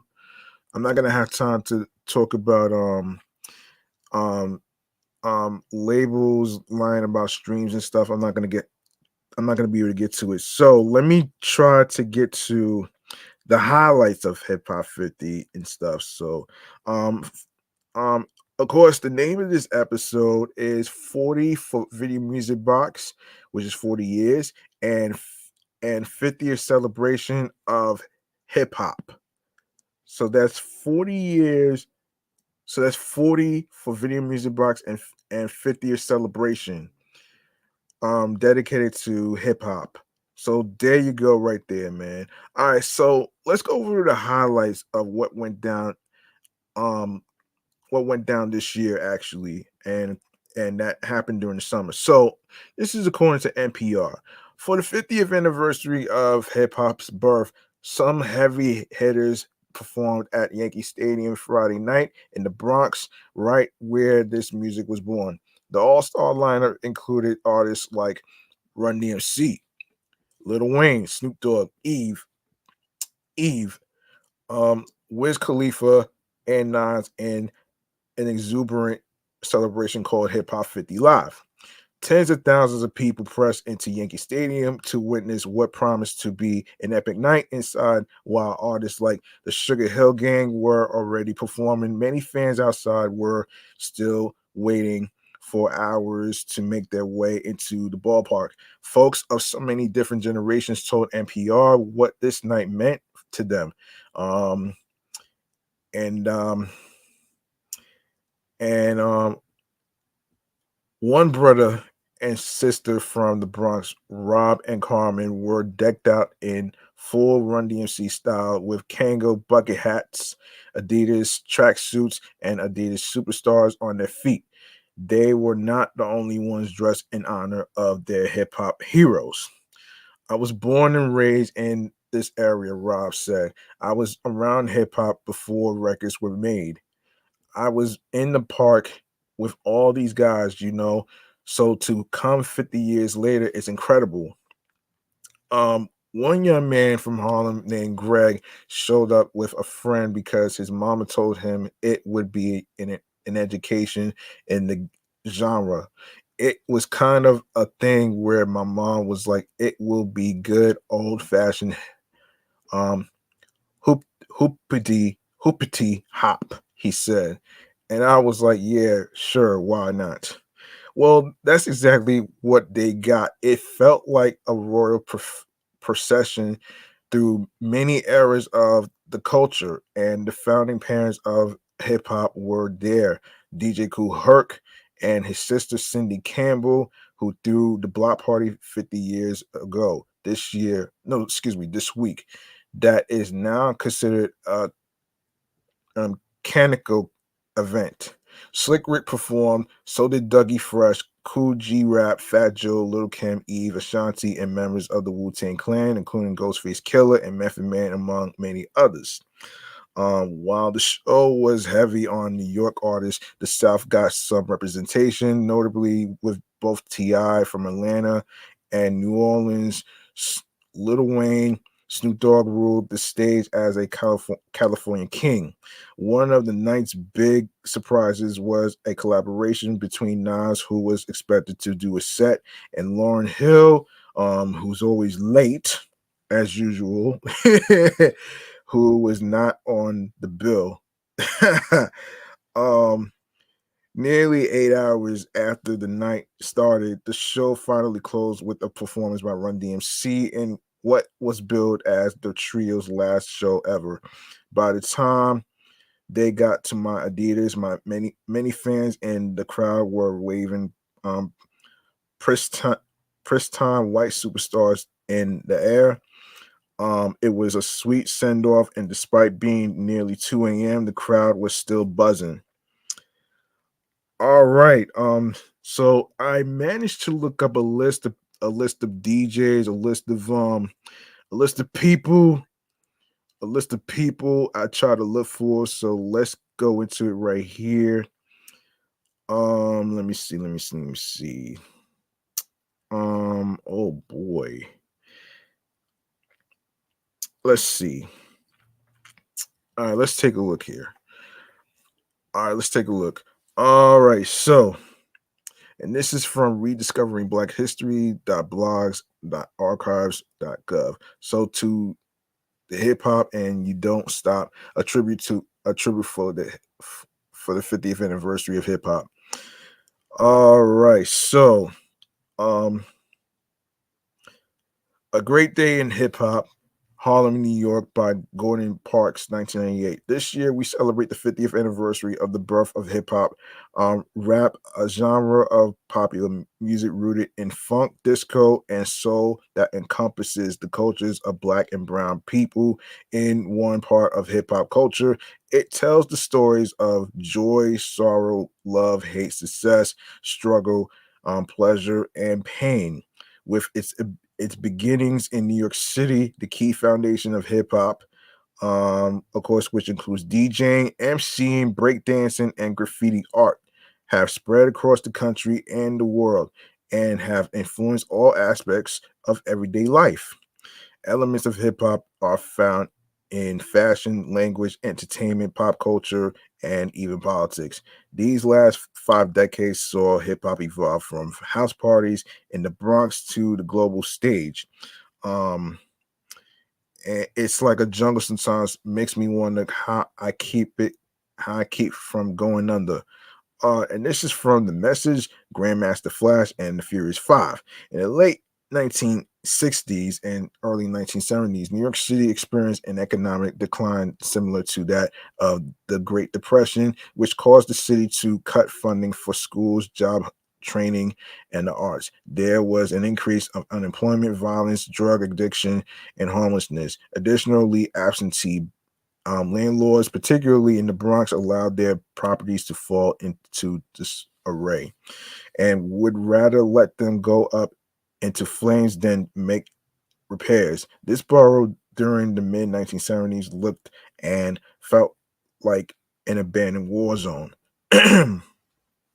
However, the people of the Bronx, whose racial makeup mostly consisted of African Americans, Puerto Ricans, Jamaicans, and others from the diaspora, found innovative means to use these misfortunes to create an art form that would change the world. Um, on August 11, 1973, Kool Herc and his sister Cindy Campbell held a back to school party at 1520 Cedric Avenue, aka Hip Hop Boulevard, in the Bronx. At this party, Kool Herc tried out a new technique of using two turntables where he played the same record simultaneously using the merry-go-round technique. Kool Herc focused on the breaks, the part of the song that emphasized the percussion. He played James Brown's Sex Machine, and the extended version excited the crowd who danced into the night. The attention placed on the bass allowed local B-boys and B-girls to show off their footwork and attempts to outperform each other. Um, um, the magic of that party inspired other DJs, which stands for disc jockeys, to take the merry-go-round technique to another level. And in the South Bronx, former gang member Africa Bambaataa worked to bring peace among other gang members as well as expose them to the cultures of Africa. He established the Zulu Nation, which consisted of DJs, artists, and dancers as an alternative to gang life. Also coming out of the Bronx was Grandmaster Flash, who studied the art of scratching using two turntables. He determined that by making the break on the album with a crayon, wow, would make oh shit, would make a smoother transition without interruption. The innovations of Africa Bambaataa and Grandmaster Flash, along with DJ Kool Herc, made them the godfathers of hip hop. Select DJs who made an impact on hip hop are excuse me, Funkmaster Flex, DJ Jazzy Jeff, Kid Capri, D Nice, DJ Kool Herc, no, excuse me, D Cool DJ Red Alert, excuse me, DJ Premier, DJ Screw, Mr. Magic, Spinderella from Salt and Pepper, Jam Master J, and of course DJ Drama, Terminator X, DJ Scratch, and Eric B, to name a few. Um, it's just about the it's just about ready to do that thing. I don't want no tears. I don't want no lies above all. I don't want no alibis. This judge is hip, and that ain't all. All right. Oh boy. Oh boy.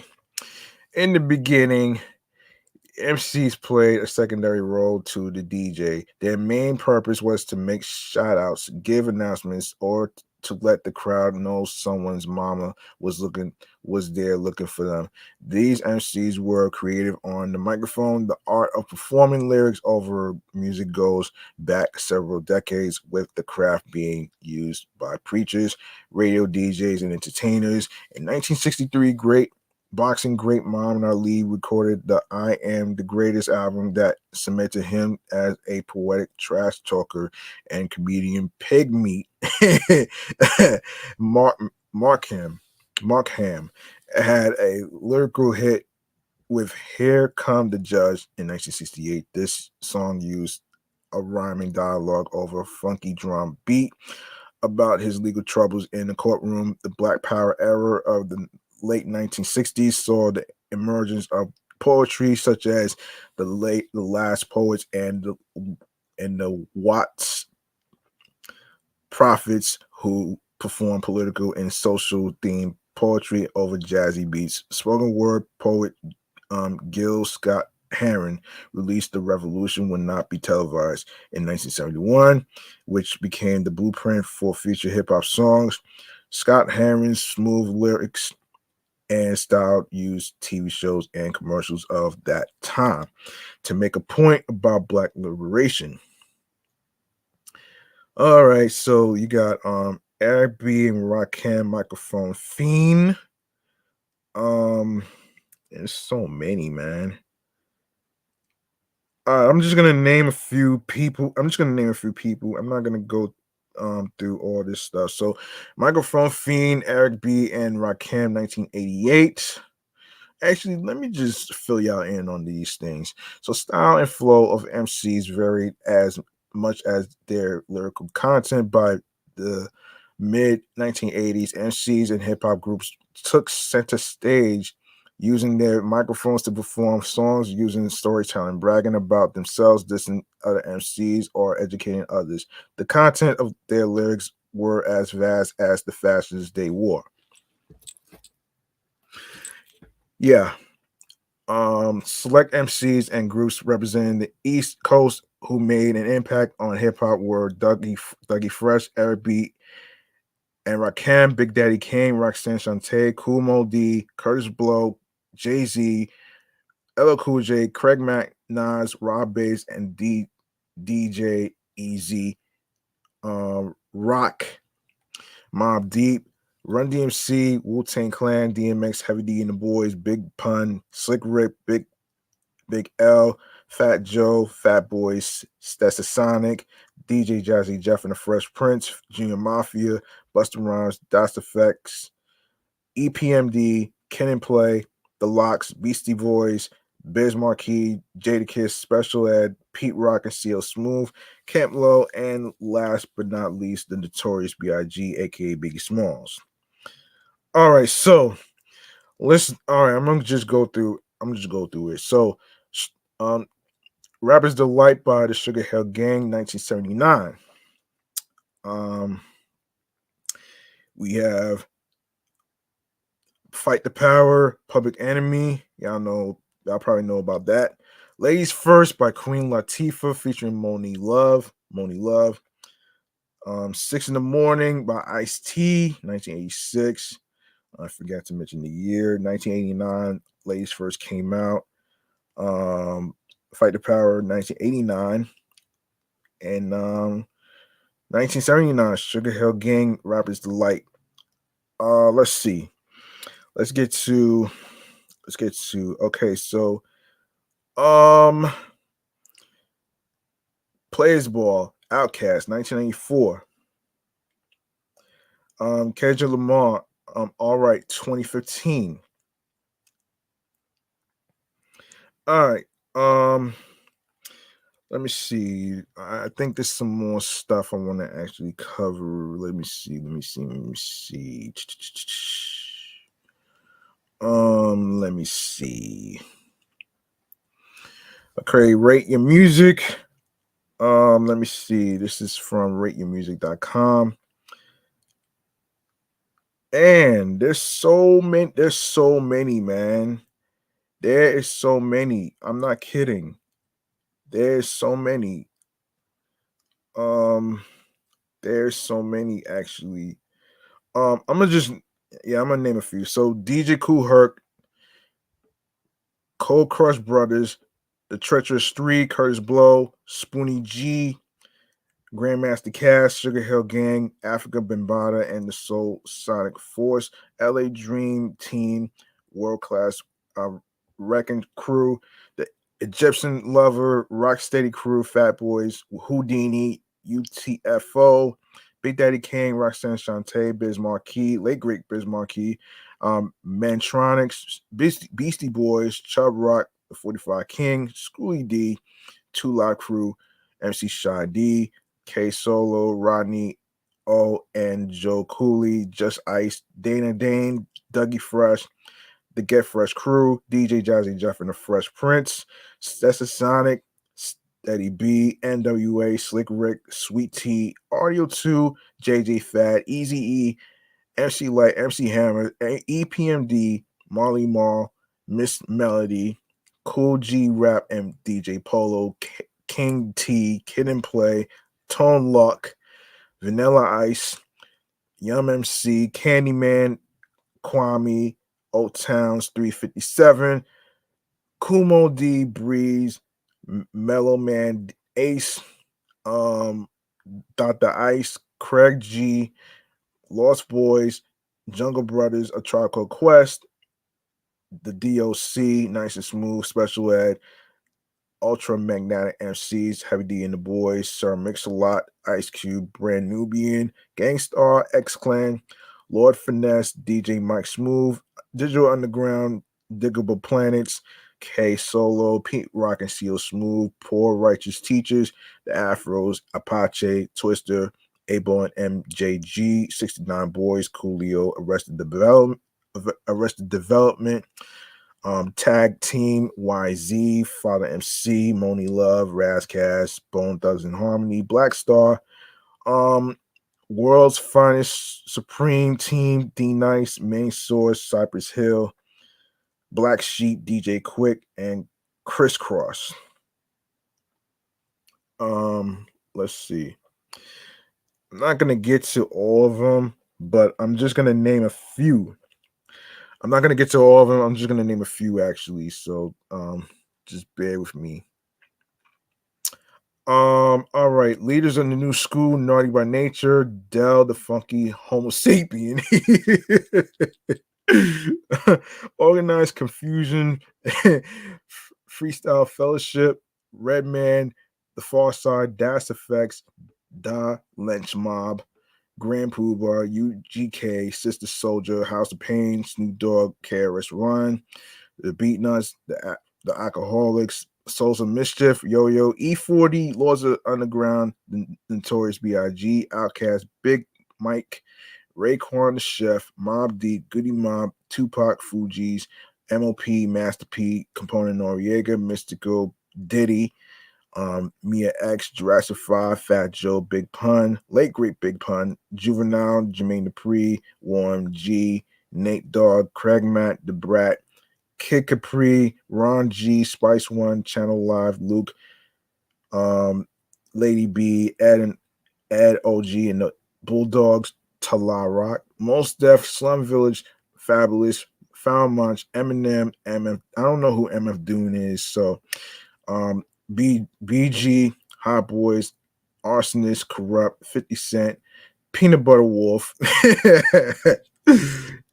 Ace, ASAP Rock, Ja Rule, Kanye West, Trillville, Soldier Boy, Lupe Fiasco, Late Great Shorty Low, Plies, Sarah, Tiger, Guilty Simpson, Little Brother, Outlaws, State Property, A plus, Rough Rider, CeeLo Green, D12, Master Killer, Ludacris, Nori, Timbaland and Magoo,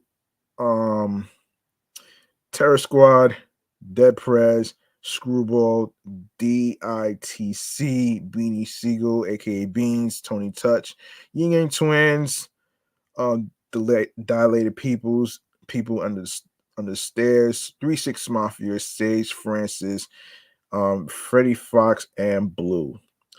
I think I'm going to actually save some of this stuff, depending on, because I'm not gonna have time to get to all of them. So let me just try to. I'm gonna try to get to. Oh boy, I don't think I need to do the tribute to hip hop. Do I? No, I don't need to do. Wait, do I need to do?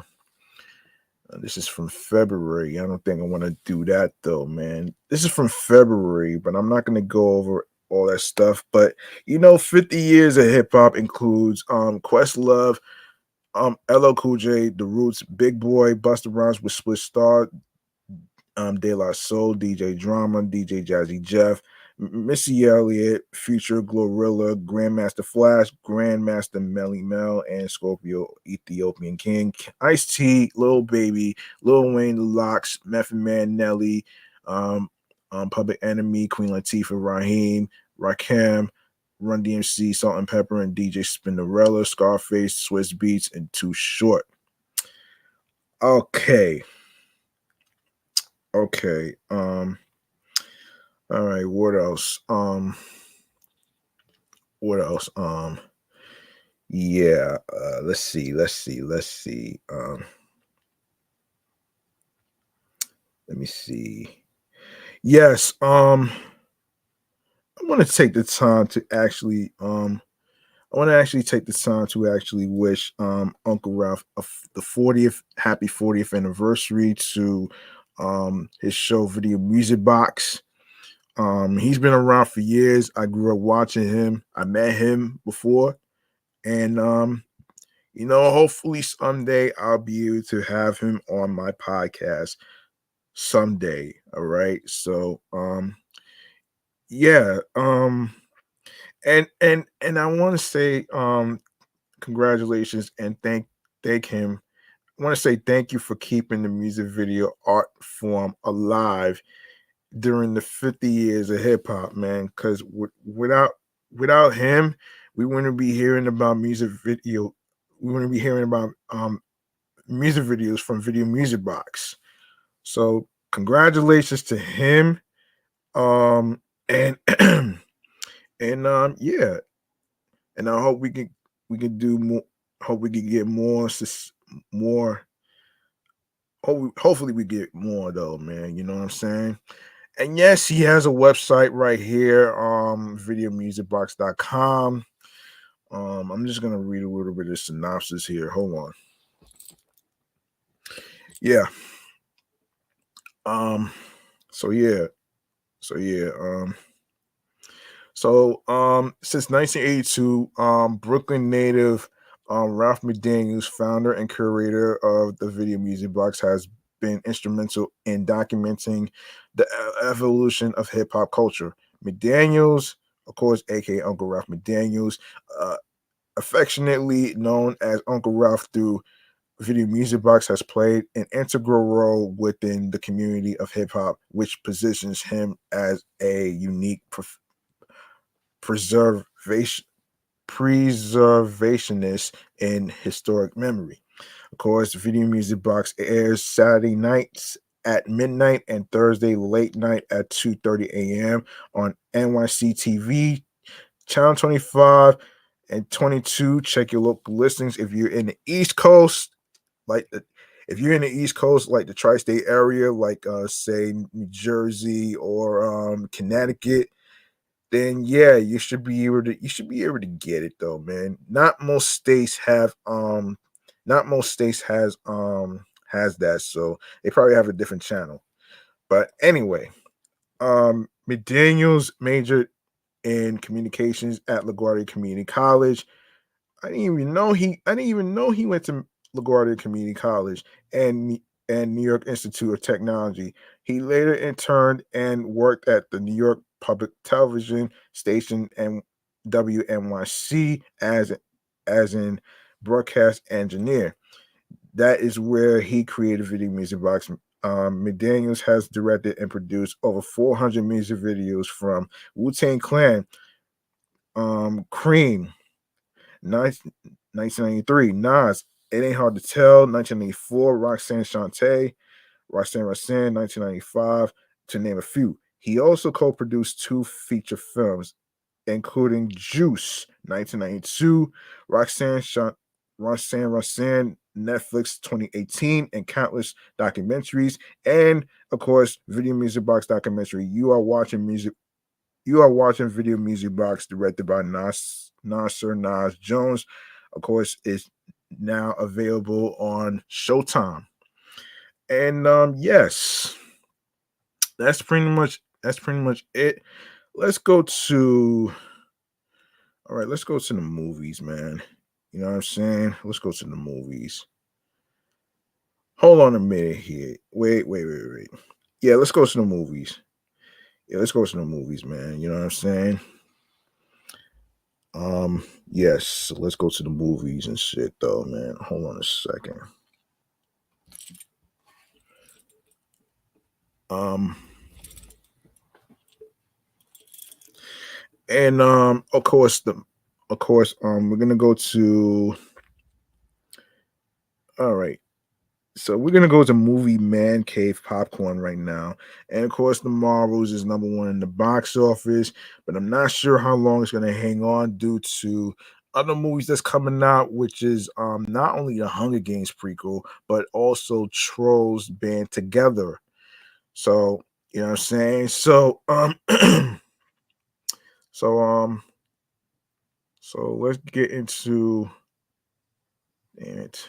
Let's get into um let's get into the segment right here, man. Let's do it.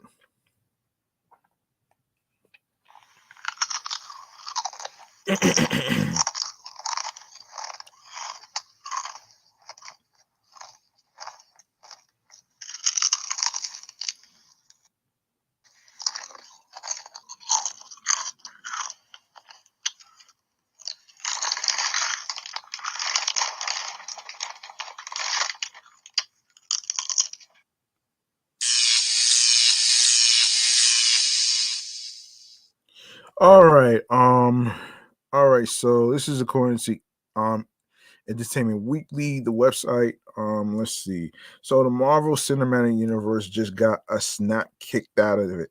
Kicked out of it.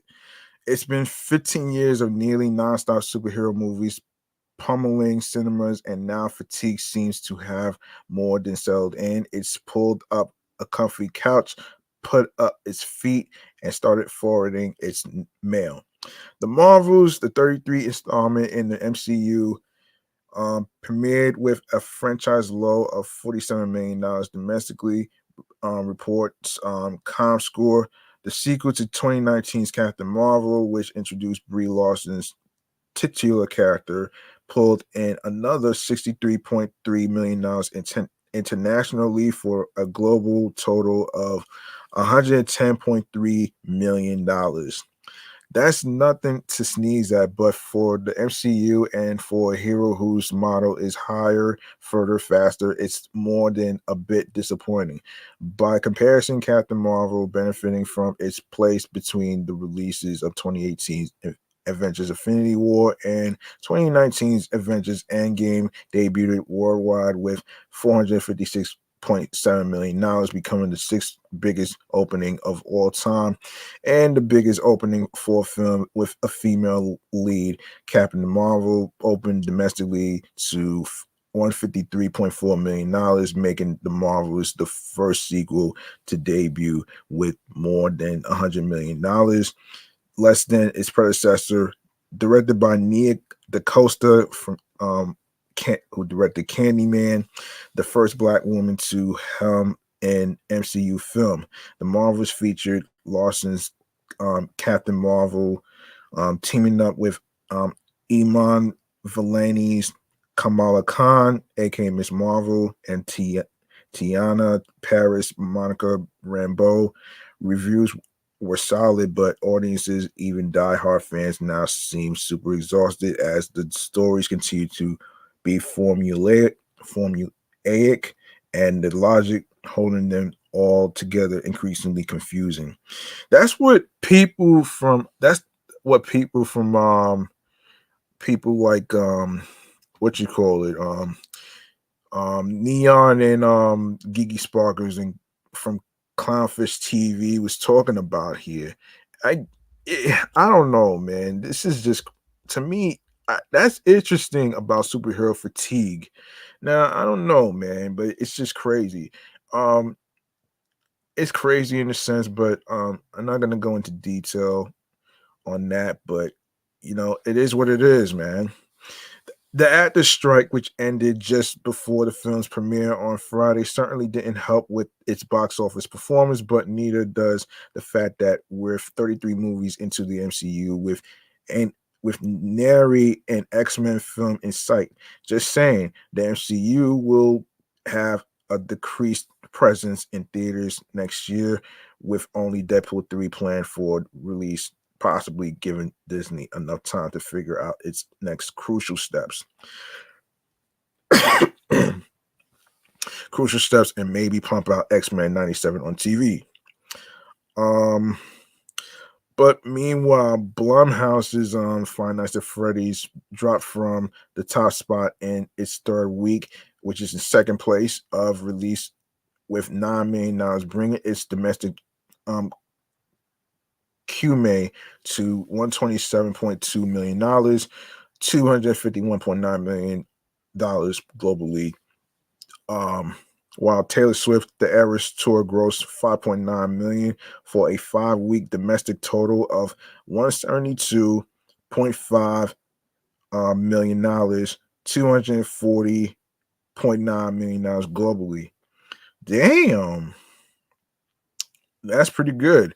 Sophia Coppola's Priscilla earned $4.8 million in its third week of release of a QMA of $12.7 million, while Martin Scorsese's Killers of the Flower Moon rounded out the top 5 at the box office with $4.7 million, bringing its 4-week total to $59.9 million domestically, $137 million worldwide.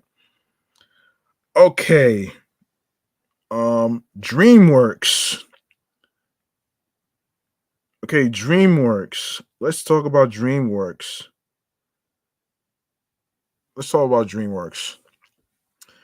All right, so DreamWorks, according to Variety, DreamWorks Animation is undergoing layoffs, cutting approximately. Wow, hold on a second, man. That's interesting right there. Wow. Wow. Wow. Um, that's crazy. That's very crazy though, man. And why is this? Hang on a minute here. Okay. All right. Mm,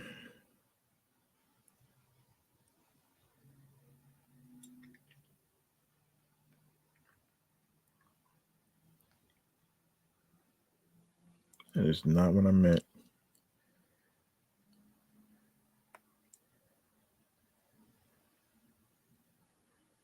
That is not what I meant. Okay.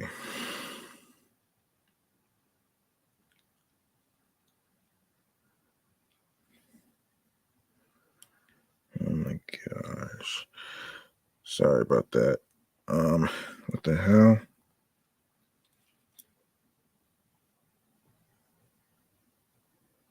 The hell? What is this?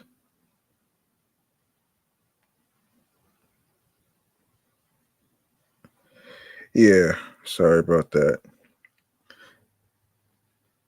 This is what I meant to do.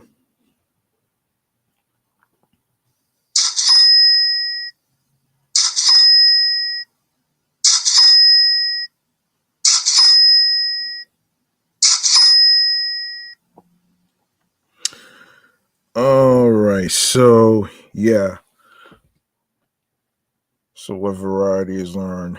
Yeah, undergoing layoffs, cutting approximately 70 staffers from its workforce, Variety has learned.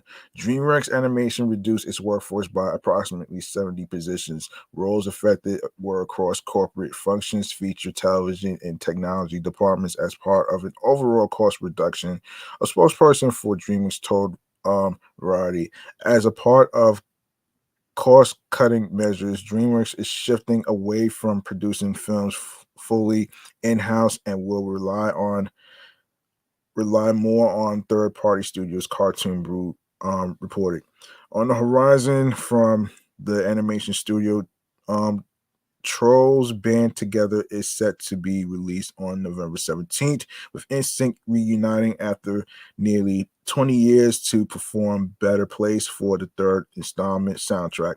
Voice actors for the animated feature include Justin Timberlake, Anna Kendrick, Camille Cabello, Eric Andre, Kid Cudi, Troy Sivan, David Diggs, Amy Schumer, RuPaul, Keenan Thompson, and more.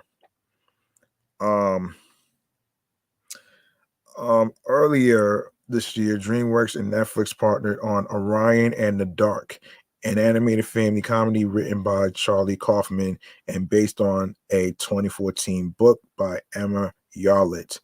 Animator Sean Shawmats will mark his feature debut with this darkly whimsical tale about a young boy confronting his greatest terror.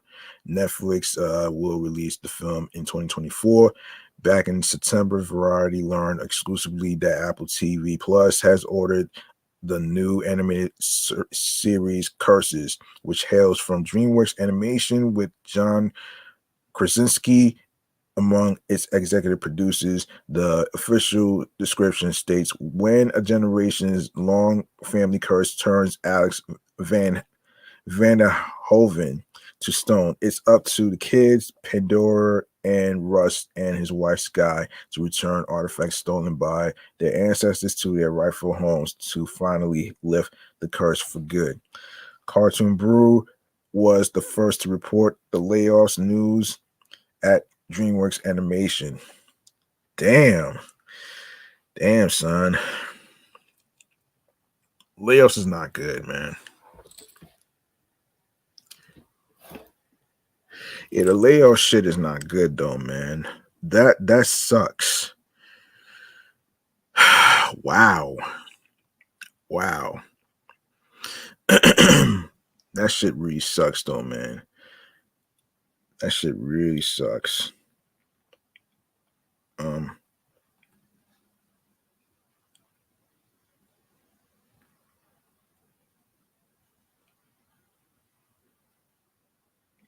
hell? The hell?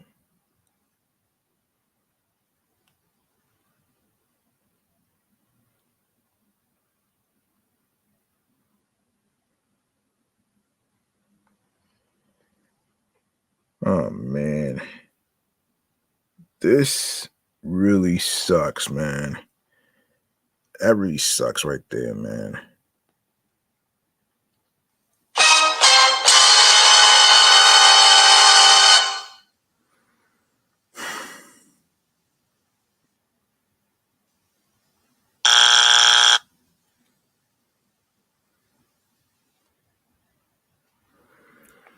What in the hell is this? Oh my god.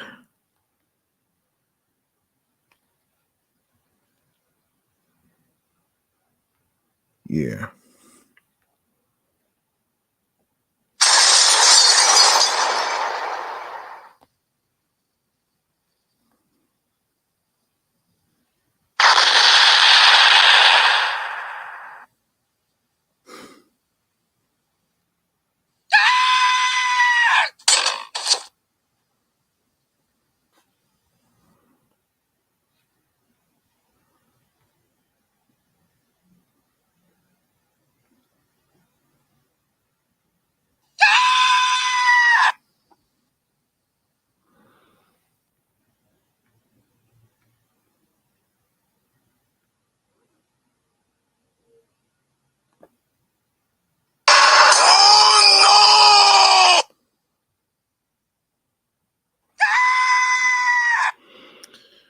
All right, I need to talk to y'all about this horror movie called Thanksgiving. I'm really adamant on why would you make a fucking horror movie called Thanksgiving? I don't get it.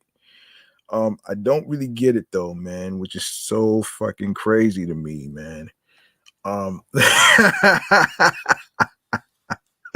I don't fucking get it, man. So this is according to Deadline.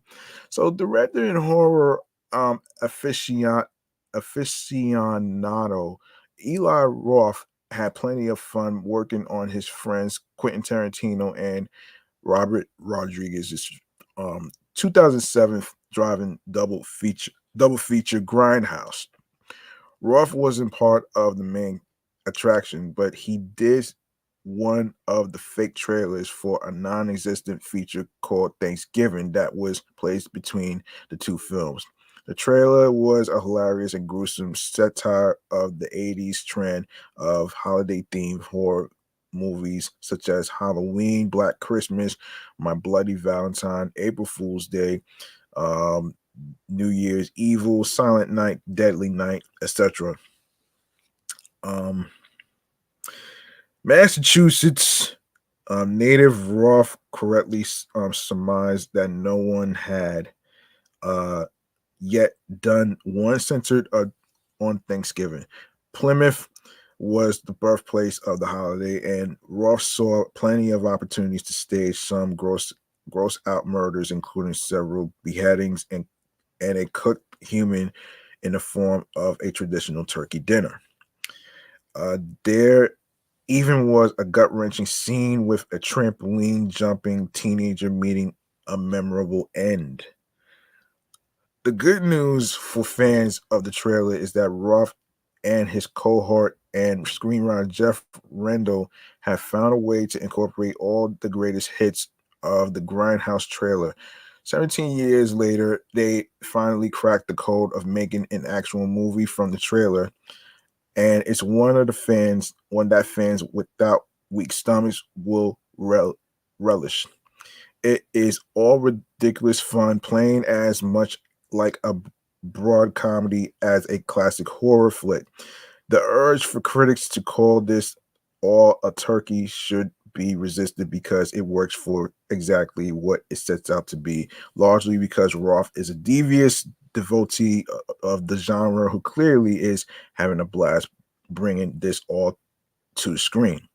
It starts on Black Friday and the infamous shopping event that now takes place on Thursday night of Thanksgiving. Hundreds of eager buyers are crowded outside the local Right Mart, many driven by the idea of snatching up a bargain.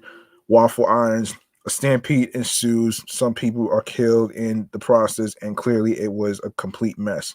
Cut to a year later, and the town of Plymouth is still reeling, especially when a mass killer known as John Carver, dressed as a pilgrim, and yes, there really was a John Carver among the original pilgrims, becomes suspect number one in a series of grisly killings.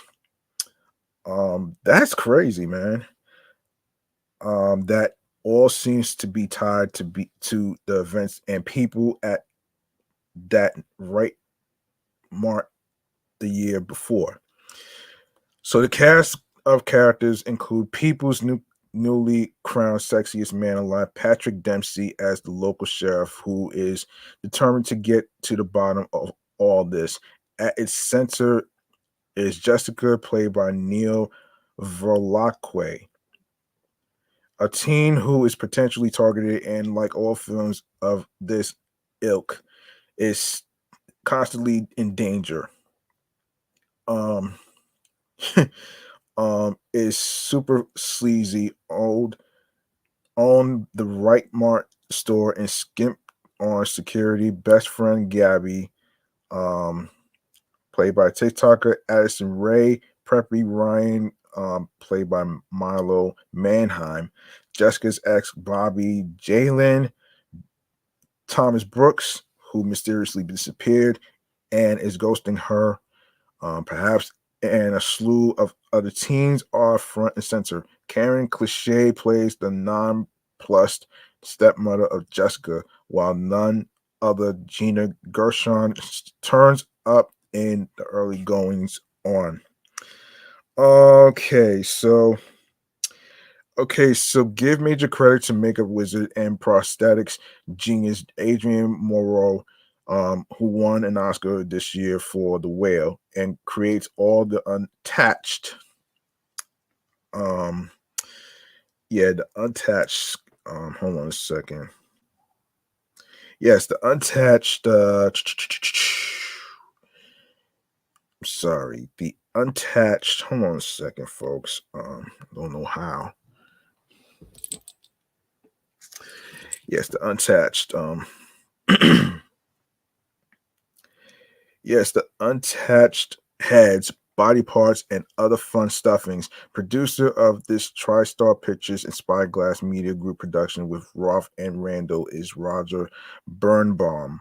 The studio has even lifted the ad line from the original Grindhouse trailer. This Thanksgiving, there will be no leftovers as a major part of its campaign.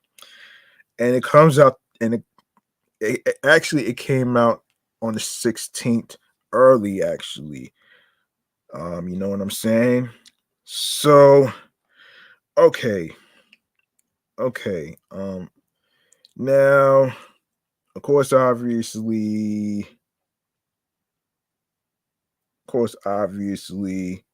um, obviously, there's been some delays in the movies, including Deadpool, because of the actor's strike. Oh gosh. Let's see. This is according to Screen Rant. Screen Rant. This is according to Screen Rant. Um, the Writers Guild of America and SAG-AFTRA strikes have caused delays in Marvel Studios' production schedule, resulting in a sparse release schedule for the Marvel Cinematic Universe. Several MCU Phase 5 and Phase 6 projects, including Deadpool 3 and Captain America Brave New World, have been pushed back to new releases dates in 2024 and 2025. While having only one MCU film releasing in 2024 may be disappointing, it could work in the studio's favor by giving audiences a chance to reset and allowing more time for production improvements such as VFX.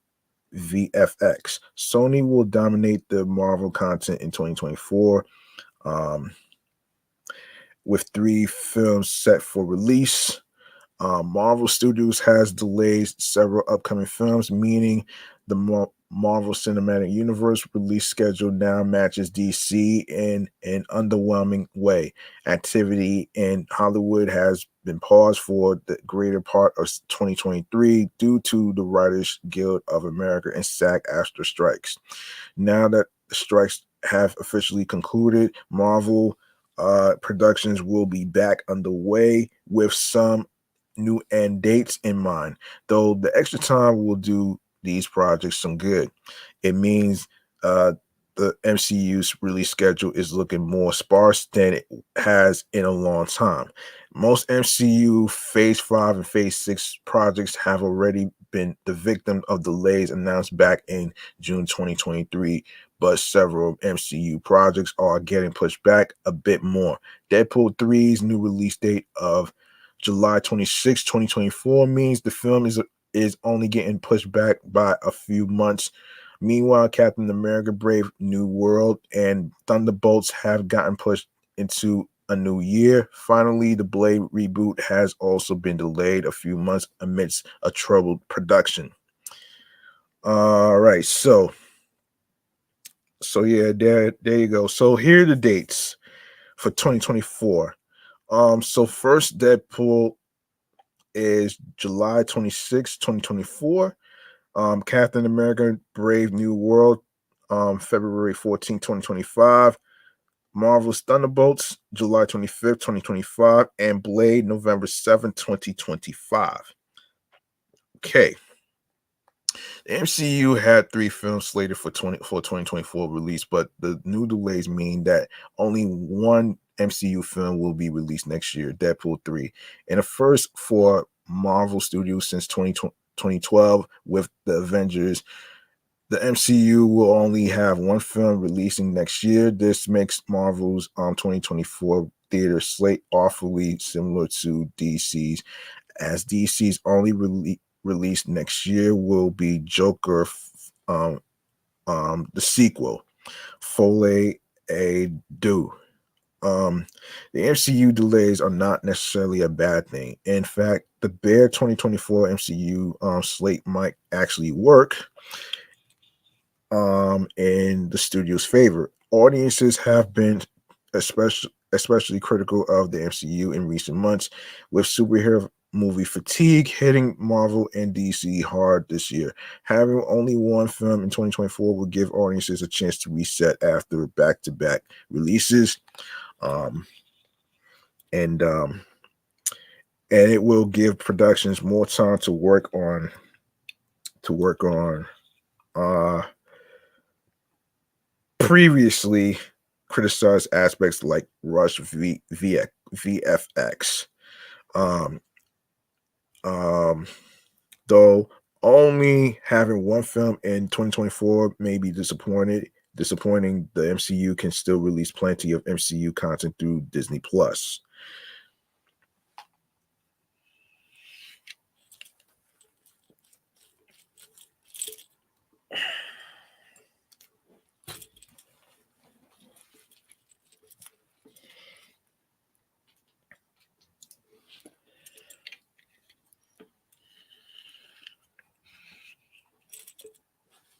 All right. Mhm. All right. The majority of Marvel content next year will be coming from Sony, as the studio currently has 3 Marvel films slated for release in 2024. Though filming for Madam Web, which I saw the trailer already, has been well finished and is set to release in only a few months on February 14th. Hang on a second.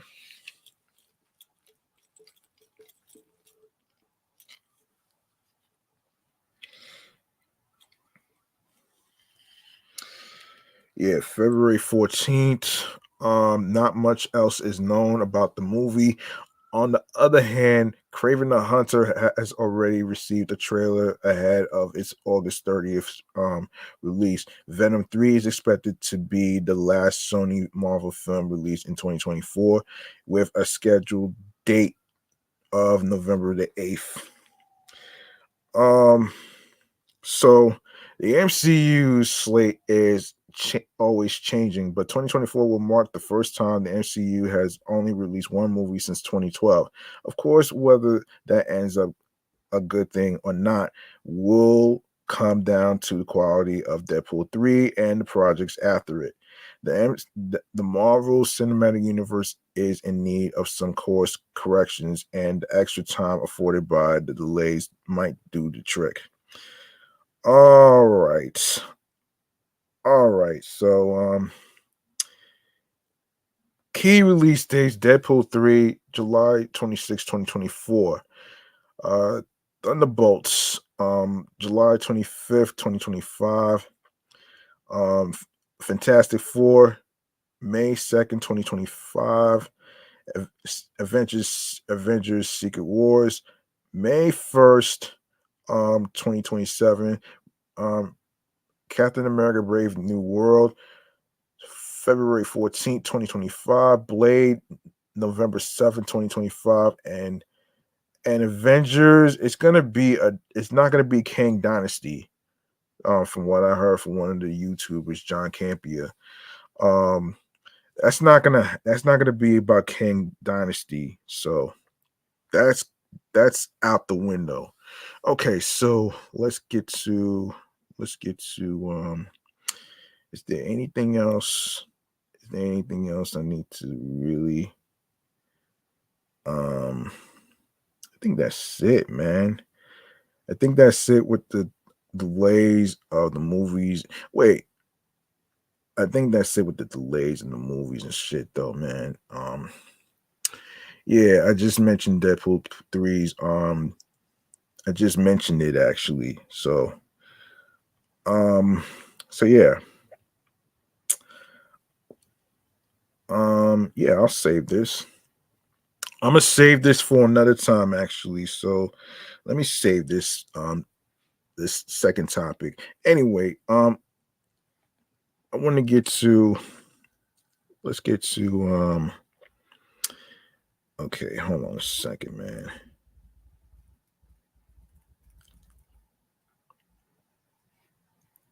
Okay, I want to set this up actually because this is pertaining to what's going down this Saturday, pertaining to Las Vegas, with the Formula One Grand Prix.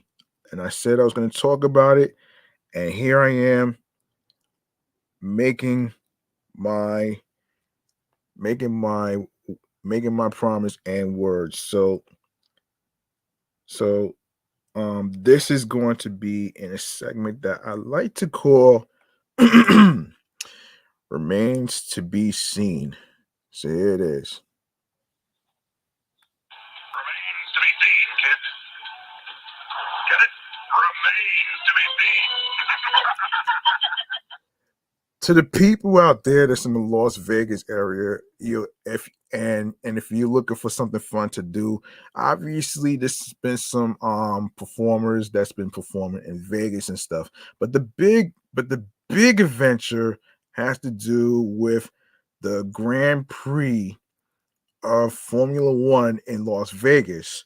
So this is from visitlasvegas.com.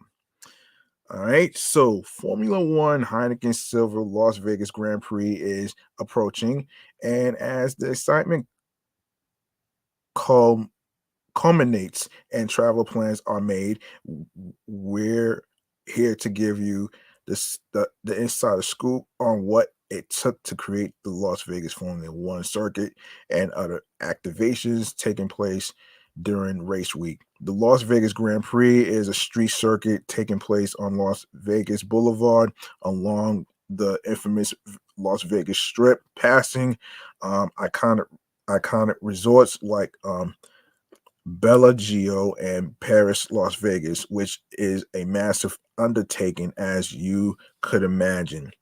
And we're not just talking about any racetrack either. The surface must be suitable for the world's fastest drivers. Formula One hasn't held an event in Las Vegas in more than 40 years. And back then, things looked significantly different. The races in 1981 and 1982 were held in a spacious parking lot at Caesar's Palace. The Caesar's Palace Park, the Caesar's Palace car park, as it was known, was wide enough to accommodate overtaking, had plenty of room for runoffs, and allowed speeds of up to 100 miles per hour. Um, but that was then. In 2023, constructing a viable course in advance of the November 16th through the 18th Las Vegas Grand Prix, which started already on November 16th. Um, Today's the 17th as I'm recording. Um, yes, so Las Vegas Grand Prix has truly been a monumental feat. Not only does the course itself need to be created, but also all the viewing and hospitality areas. With the return of F1 to Las Vegas and the incredible course, this is one of the most anticipated races of the season. Planners immediately began to step on the gas, and schedules were accelerated to ensure this marvel of a transformation could occur.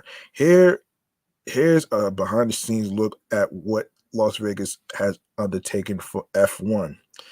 Streets have been repaved to ensure smooth surfaces with minimum ripples for drivers. Pit lanes and the paddock area were positioned in an unoccupied parking lot.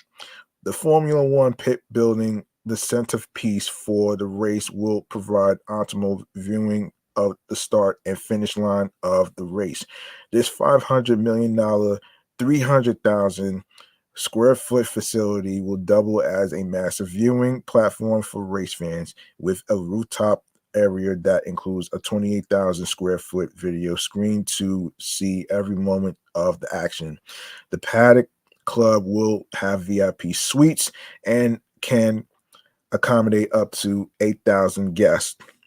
Additional grandstands and hospitality structures have been strategically positioned throughout the circuit with various vantage points of the race. The 3.8-mile course runs counterclockwise, featuring 17 corners, 3 straightaways, and 2 drag reduction systems zones. Drivers will navigate a hairpin to turn first with a slight bend to the left and make one sharp right turn before reaching that nearly 1.2 miles straightaway. Drivers will complete 50 laps on the Las Vegas Strip circuit to crown the winner. Um, each ticket for the race is associated with a unique zone and or hospitality area. There are 10 zones total, with 4 of them offering grandstands, and each zone is in close proximity to various resorts. A few notable zones to be aware of include East Harmon Zone by Virgin Hotels Las Vegas, contains PG1 main grandstand, which includes views of the start and finish line. Pit Building Zone, the Paddock Club, Team Garages, and Wind Grid Club are all located in the zone, offering some of the best views of the track and race. T-Mobile Zone at Spear, located around the new Spear, is the central hub for entertainment, as this is where headliners will be performing all weekend long, including J Balvin, Major Lazer, Mark Ronson, Nile Rodgers, Kylie Monique, Keith Urban, Journey, and Siobhan Bell, plus performances by popular Las Vegas acts, the Blue Man Group, and Cirque du Soleil. Fans will be treated to a dazzling and unprecedented experience watching the race amid the neon backdrop of the Las Vegas Strip. Practice and qualifying races will take place on Thursday and Friday, between November 16th and 17th, with gates opening at 6 p.m. and racing begins at 8:30 each night. On race day, Saturday, November 18th, gates will open at 6 p.m. and the Formula One Heineken Silver Las Vegas Grand Prix will begin at 10 p.m. Pacific time. For more details about day and week of events, to manage your tickets and to get the latest F1 updates, download official F1 Las Vegas app. The race is just beginning. You'll be treated to a true Las Vegas experience that nowhere else on the planet can deliver. While you're here, see if you can spot famous athletes like David Beckham and Shaquille O'Neal at the Special Sports Illustrated event, Club SI, or see top music producers like DJ Pee Wee spinning a special vinyl set trackside at the Heineken House. Plus, the strip will be lined up with superstar celebrity chefs dishing up exclusive um intimate dining experience like Gordon Ramsay, Nobu, um Matsu, Mas, Matsuhisa, um Giada de Laurentis, Laurentis, Laurentis, Michael Mina, Jose Andres, and others. Rumor has it those aren't the only celebrities you might mix and mingle with during race weekend, as F1 fans from around the globe come to witness history. And don't forget about the scene where you want to be seen, the unparalleled day clubs and nightclubs, where the energy is always high and the celebration is nonstop. Go behind the velvet ropes and beyond bottle service at Dre's nightclub atop of the uh, Cromwell, Las Vegas. Choose from several lavish experiences packages, including the ability to attend um, Vista, Las Vegas, hosted by um, Mark Wahlberg, with a guest appearance by former F1 driver David Coulthard, as they put on an epic viewing experience in tandem with the McLaren F1 racing team. You can check out more ideas on how to navigate your F1 Las Vegas experience or get more details about the event itself. Then get ready to shift your plans into high gear for F1 excitement in Las Vegas, where the thrills don't end at the finish line. From world class dining options featuring celebrity chefs to entertainment and live events like no place else on the planet, you are always on the right track to an unforgettable experience in Las Vegas. So, like I said, check out the website www.visitlasvegas.com. That's www.visitlasvegas.com. And like I said, on it started on November 16th. Today is November 17th as I'm recording, and of course there's going to be some action on today and the 18th is when the racing takes place. Um all right, so let's see what else we have to talk. Oh yes, so we got some other places. I got some other places to recommend actually. So let me see. Let me see. Um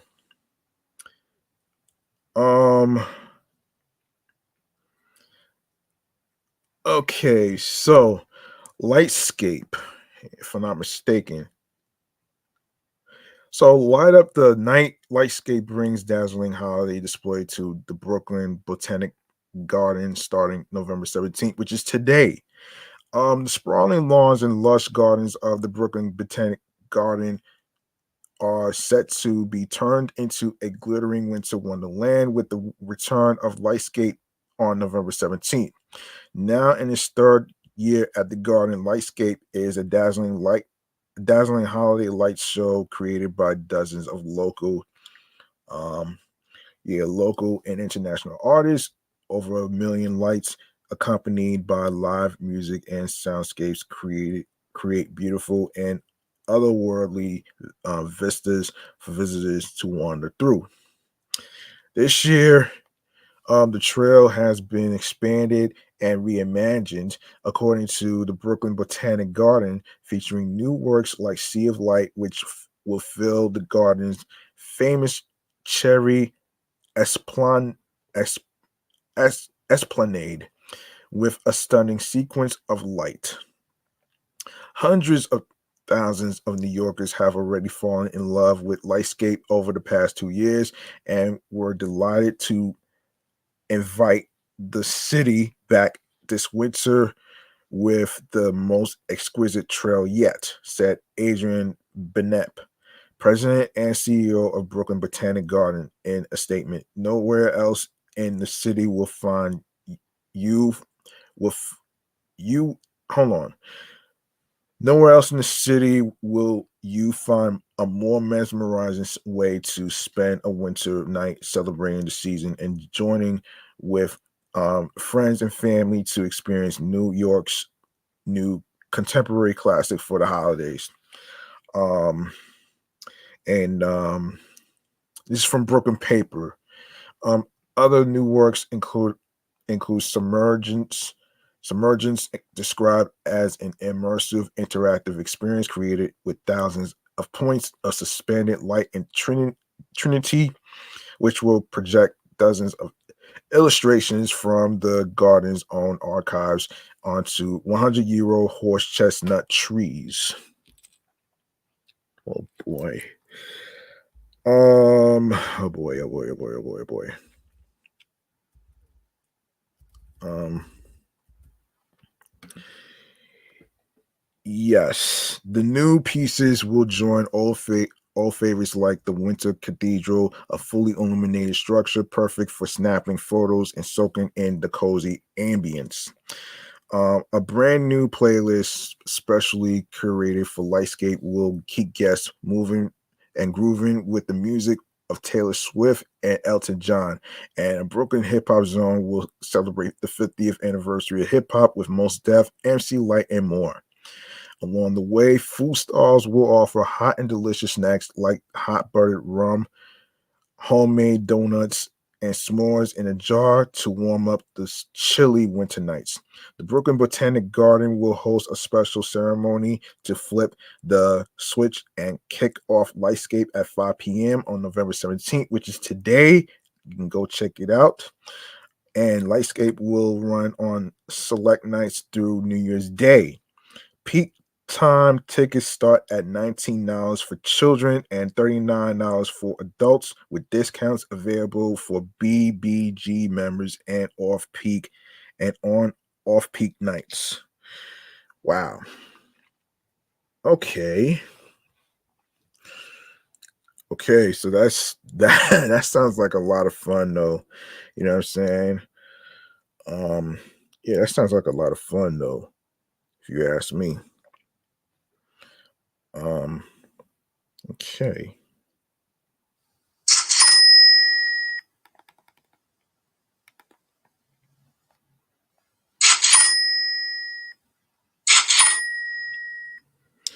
All right. Let me see if there's any other. Oh, wait. Let me find out something too. Actually, there's. Hang on. Yeah, I want to make sure I cover the bases. Actually, yes. So I kind of locally launches sweepstakes. Let's do that one. Um, yeah, let's do that one. Actually, yeah, let's do that one. Actually. All right. We're gonna do that one actually. So why is this always showing up? Come on. Okay. Okay. Let me make sure I don't miss out on the thing that I highlighted. Okay. All right. So let's go to Icona Pizzeria. Um Locality and Carroll Gardens is famous for its delicious pizzas, celebrity guests, and long lines, but it also is notorious for being a reservation less dining experience that was almost impossible to get into until now. Troy Zeller, founder of Jefferson's Bourbon, and locally founder Mark uh, um, Iacano are teaming up to offer exclusive reservations at the iconic restaurant for the first time in its history for the Jeffersons and locally slice of New York sweepstakes. Entries for the reservation giveaway open on November 8th, and prizes will be distributed from November 15th to the 29th. Four lucky grand prize winners will receive reservations for a group of four worth up to $250 at the restaurant. In addition to the reservation giveaway, five runners up will also receive a pizza for takeaway, and all winners will receive Jefferson's and locally branded merchandise as well as a Visa gift card, and which can be used to purchase a bottle of Jefferson's bourbon. Jefferson's is constantly looking to partner with entrepreneurs, businesses, and people at the tops of their field to give our drinkers and the best bourbon, the best experiences, says Zola in a statement. And because we're so thankful for our Jefferson's fans, we channeled our entrepreneurial spirit, always looking for new opportunities and innovative ways to make moments together, and teamed up with locality to ensure lucky New Yorkers will get a top-notch experience with the best pizza money can buy. Um, Iacano founded locality in 2006 when um oh the pizza Olo noticed that a candy store he often frequented as a child growing up in Carroll Gardens was put up for lease after the owner died. Despite having no experience cooking pizza beforehand, Iacano thought it it was important to keep the legacy of the store alive and intended to open a traditional New York style pizzeria in the neighborhood. After studying um, under legendary pizza Olos, including Dom DeMarco and D Farah Pizza, and sourcing fresh and delicious local ingredients, Icano opened locally to story success. The pizzeria is now frequently visited by celebrities like Rihanna, Jay-Z, and Beyonce. I am accidental pizza Olo. So for me, it's always about creating the best product for the best people. Icano said. This partnership and this contest, it just clicked for me. From what I understand, Trey kind of fell into his craft the same way I did, and feels the same way I do, to give back to our friends and customers this holiday season. It was no brainer.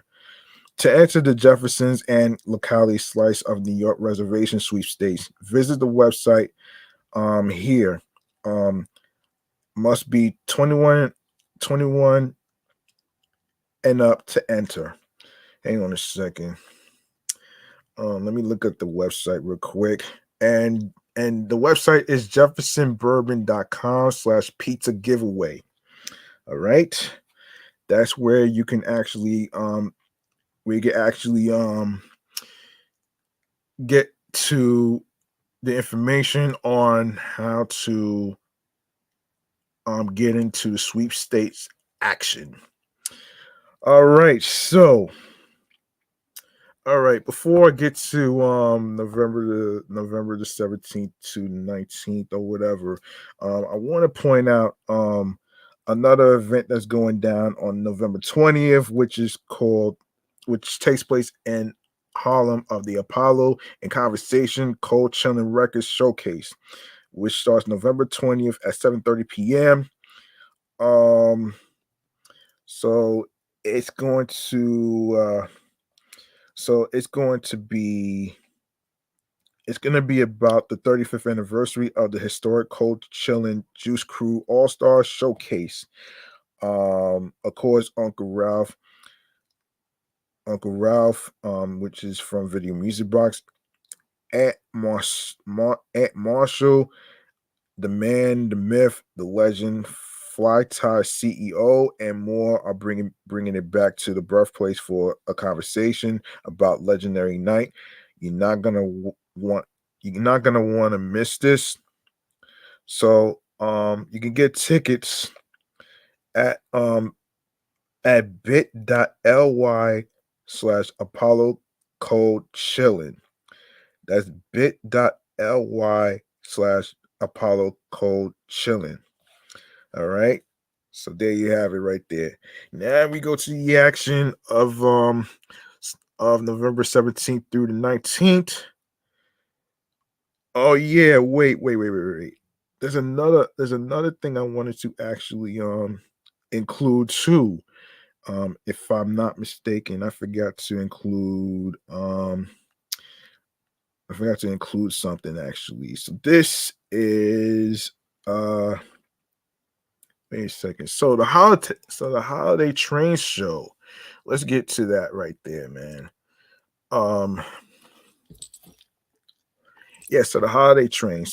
Okay, so all right, the holiday train show, which takes place at the New York Botanical Garden.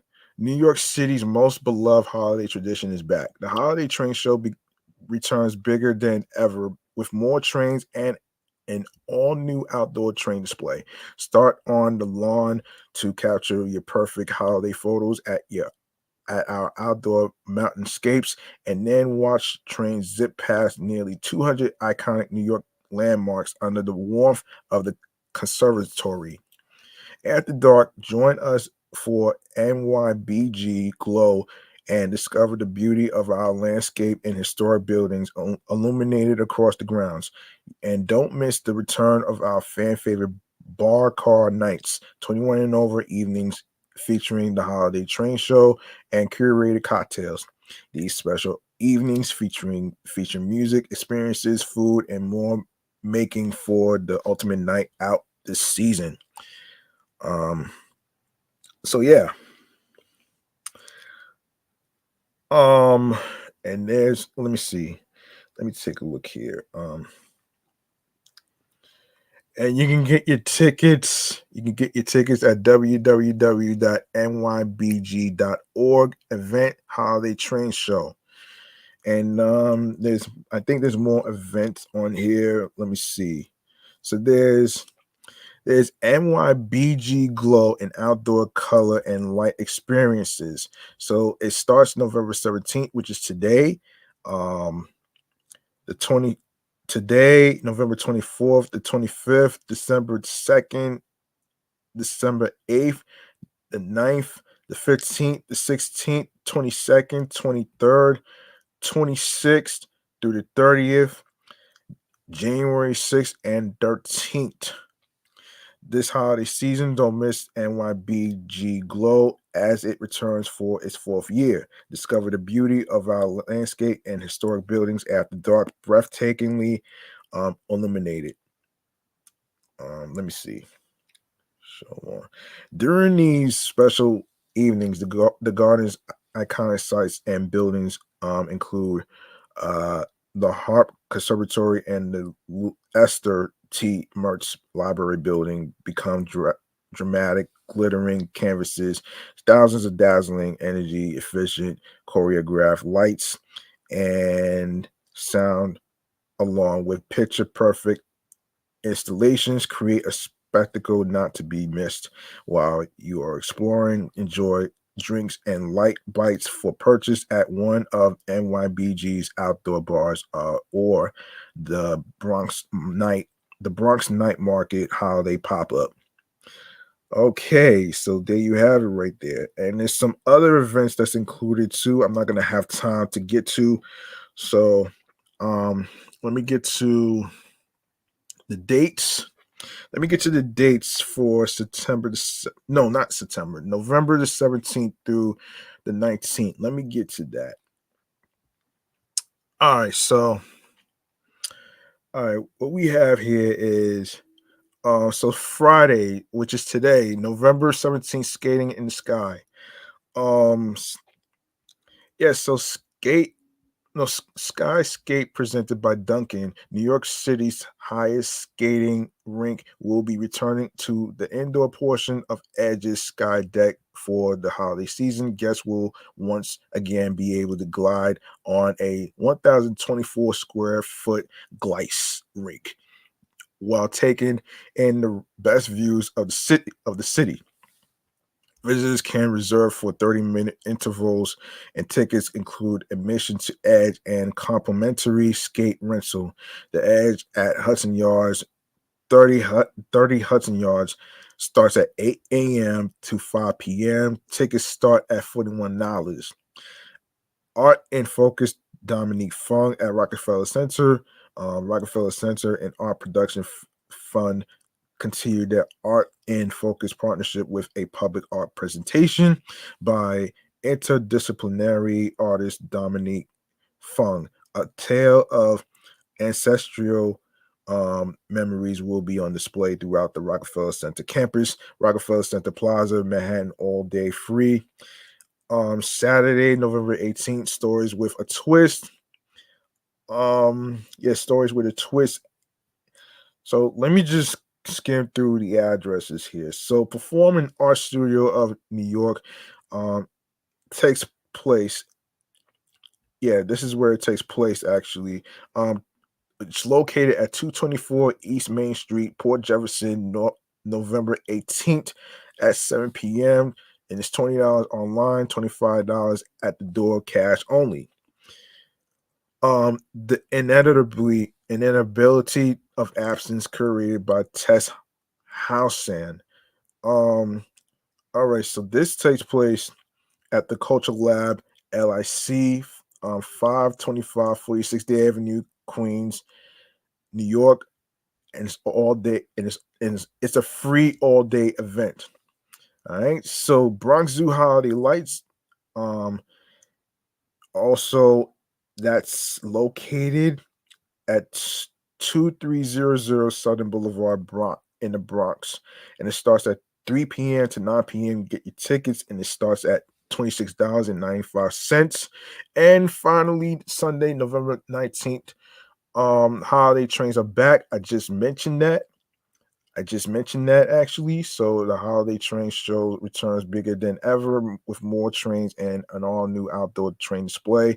Watch model trains zip past nearly 200 famous New York landmarks in the warmth of the conservatory, or head outside to capture your perfect holiday photos at an all new outdoor mountainscape. And the New York Botanical Garden is located at 2900 Southern Boulevard in the Bronx, New York. Starts at 10 a.m. to 6 p.m. Get your tickets. Um, and it starts at $20, between $20 to $35. NYC Art and Jewelry and Object Show. Also, that's that take place at the okay. So Kill Promotions is launching the inaugural NYC Autumn Jewelry and Object Show, tapping into nostalgia. Both trade and consumers can explore and shop a wide range of pieces, learning about their history and cultural significance.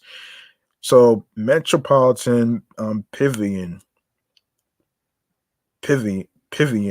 um, located at 125 West 18th Street, Manhattan, New York, 12 p.m. It starts at 12 p.m. to 6 p.m. And the price it's going to cost you is $23.41. So there you have it, man. There you have it. Um, yes, there you have it. There you have it right there, folks.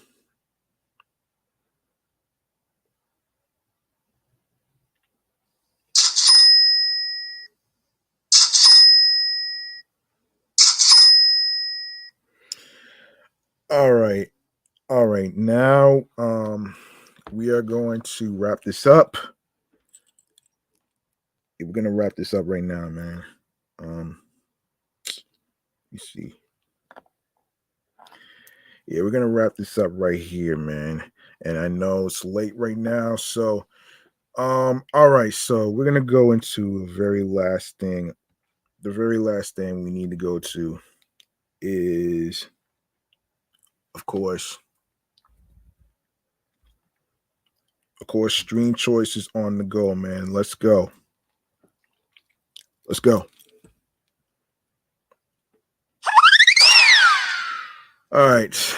Make sure you follow the podcast not only on Facebook alongside with Threads, Instagram, and along with my other two podcast shows that I do for a weekly basis.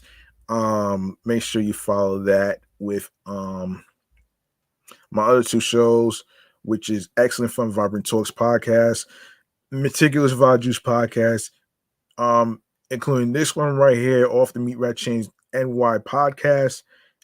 And make sure you follow me on the gram, which is G Money Stacks 555 in Queens, New York. Turn your notifications for details to when I'm going to be on Instagram Live recording episodes, and of course be sure to be notified on when each episode is going to be dropping. All right. So without further ado, if you go to the link in bio, you're going to see Linktree / G Money Stacks 555, and you're going to see a whole list of audio streaming platforms, which is going to include Odyssey, Audible, Audio Burst, Amazon Music, Breaker, Bullhorn FM, Castbox FM, Deezer, Listen Notes, Moon FM Podcast, Player FM, Pocket Cast, Podbay, Podfriend, Podhound, Podopolo, Podorama, Podcast Index, Podcast Addict, Podchaser, Podverse, Podcast Guru, Podvine, Snipped, Spotify for podcasters, Stitcher, TuneIn Radio, Google Podcasts, Radio Public, iHeartRadio, the number one app for listening to music, radio, and podcasts for free. You don't need a debit card or credit card to download iHeartRadio and the other apps. So make sure you follow, make sure you subscribe, follow the podcast.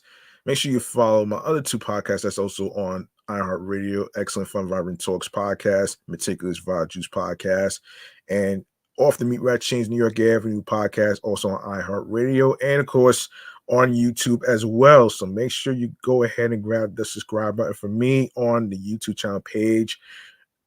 Be sure to click on the notification bell alongside with alerts so you can be notified on when each episode is going to be recording on the air via live stream.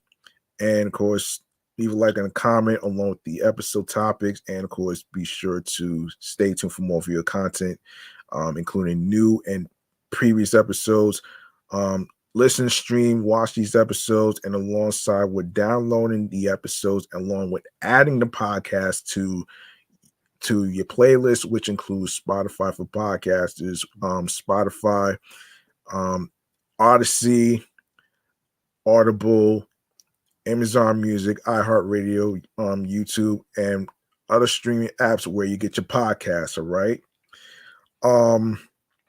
Also share the videos, share the episodes, and of course be sure to tell a friend to another friend, and of course spread the word. Word of mouth is important. Share the link that says Linktree / G Money Stacks 555, and be sure to inform your husbands, your wives, your boyfriends, girlfriends, friends, people you're cool with from work, and everywhere else in between. And that's it for me. I'm your man G Money Stacks, aka the Gregonator. Thank you very much for listening to the 305th episode. And I truly appreciate every single one of y'all. I love y'all. And the title is 40 for Video Music Box and 50th celebration dedicated to 50 years of hip hop. All right. So remember, the grind doesn't stop. Hard work pays off. If you want something, you have to work hard and earn it. New York wasn't built in a day. And of course, be sure to find and look for something that makes you happy, that clicks to you, that makes sense creatively. mentally, physically, and spiritually, alongside with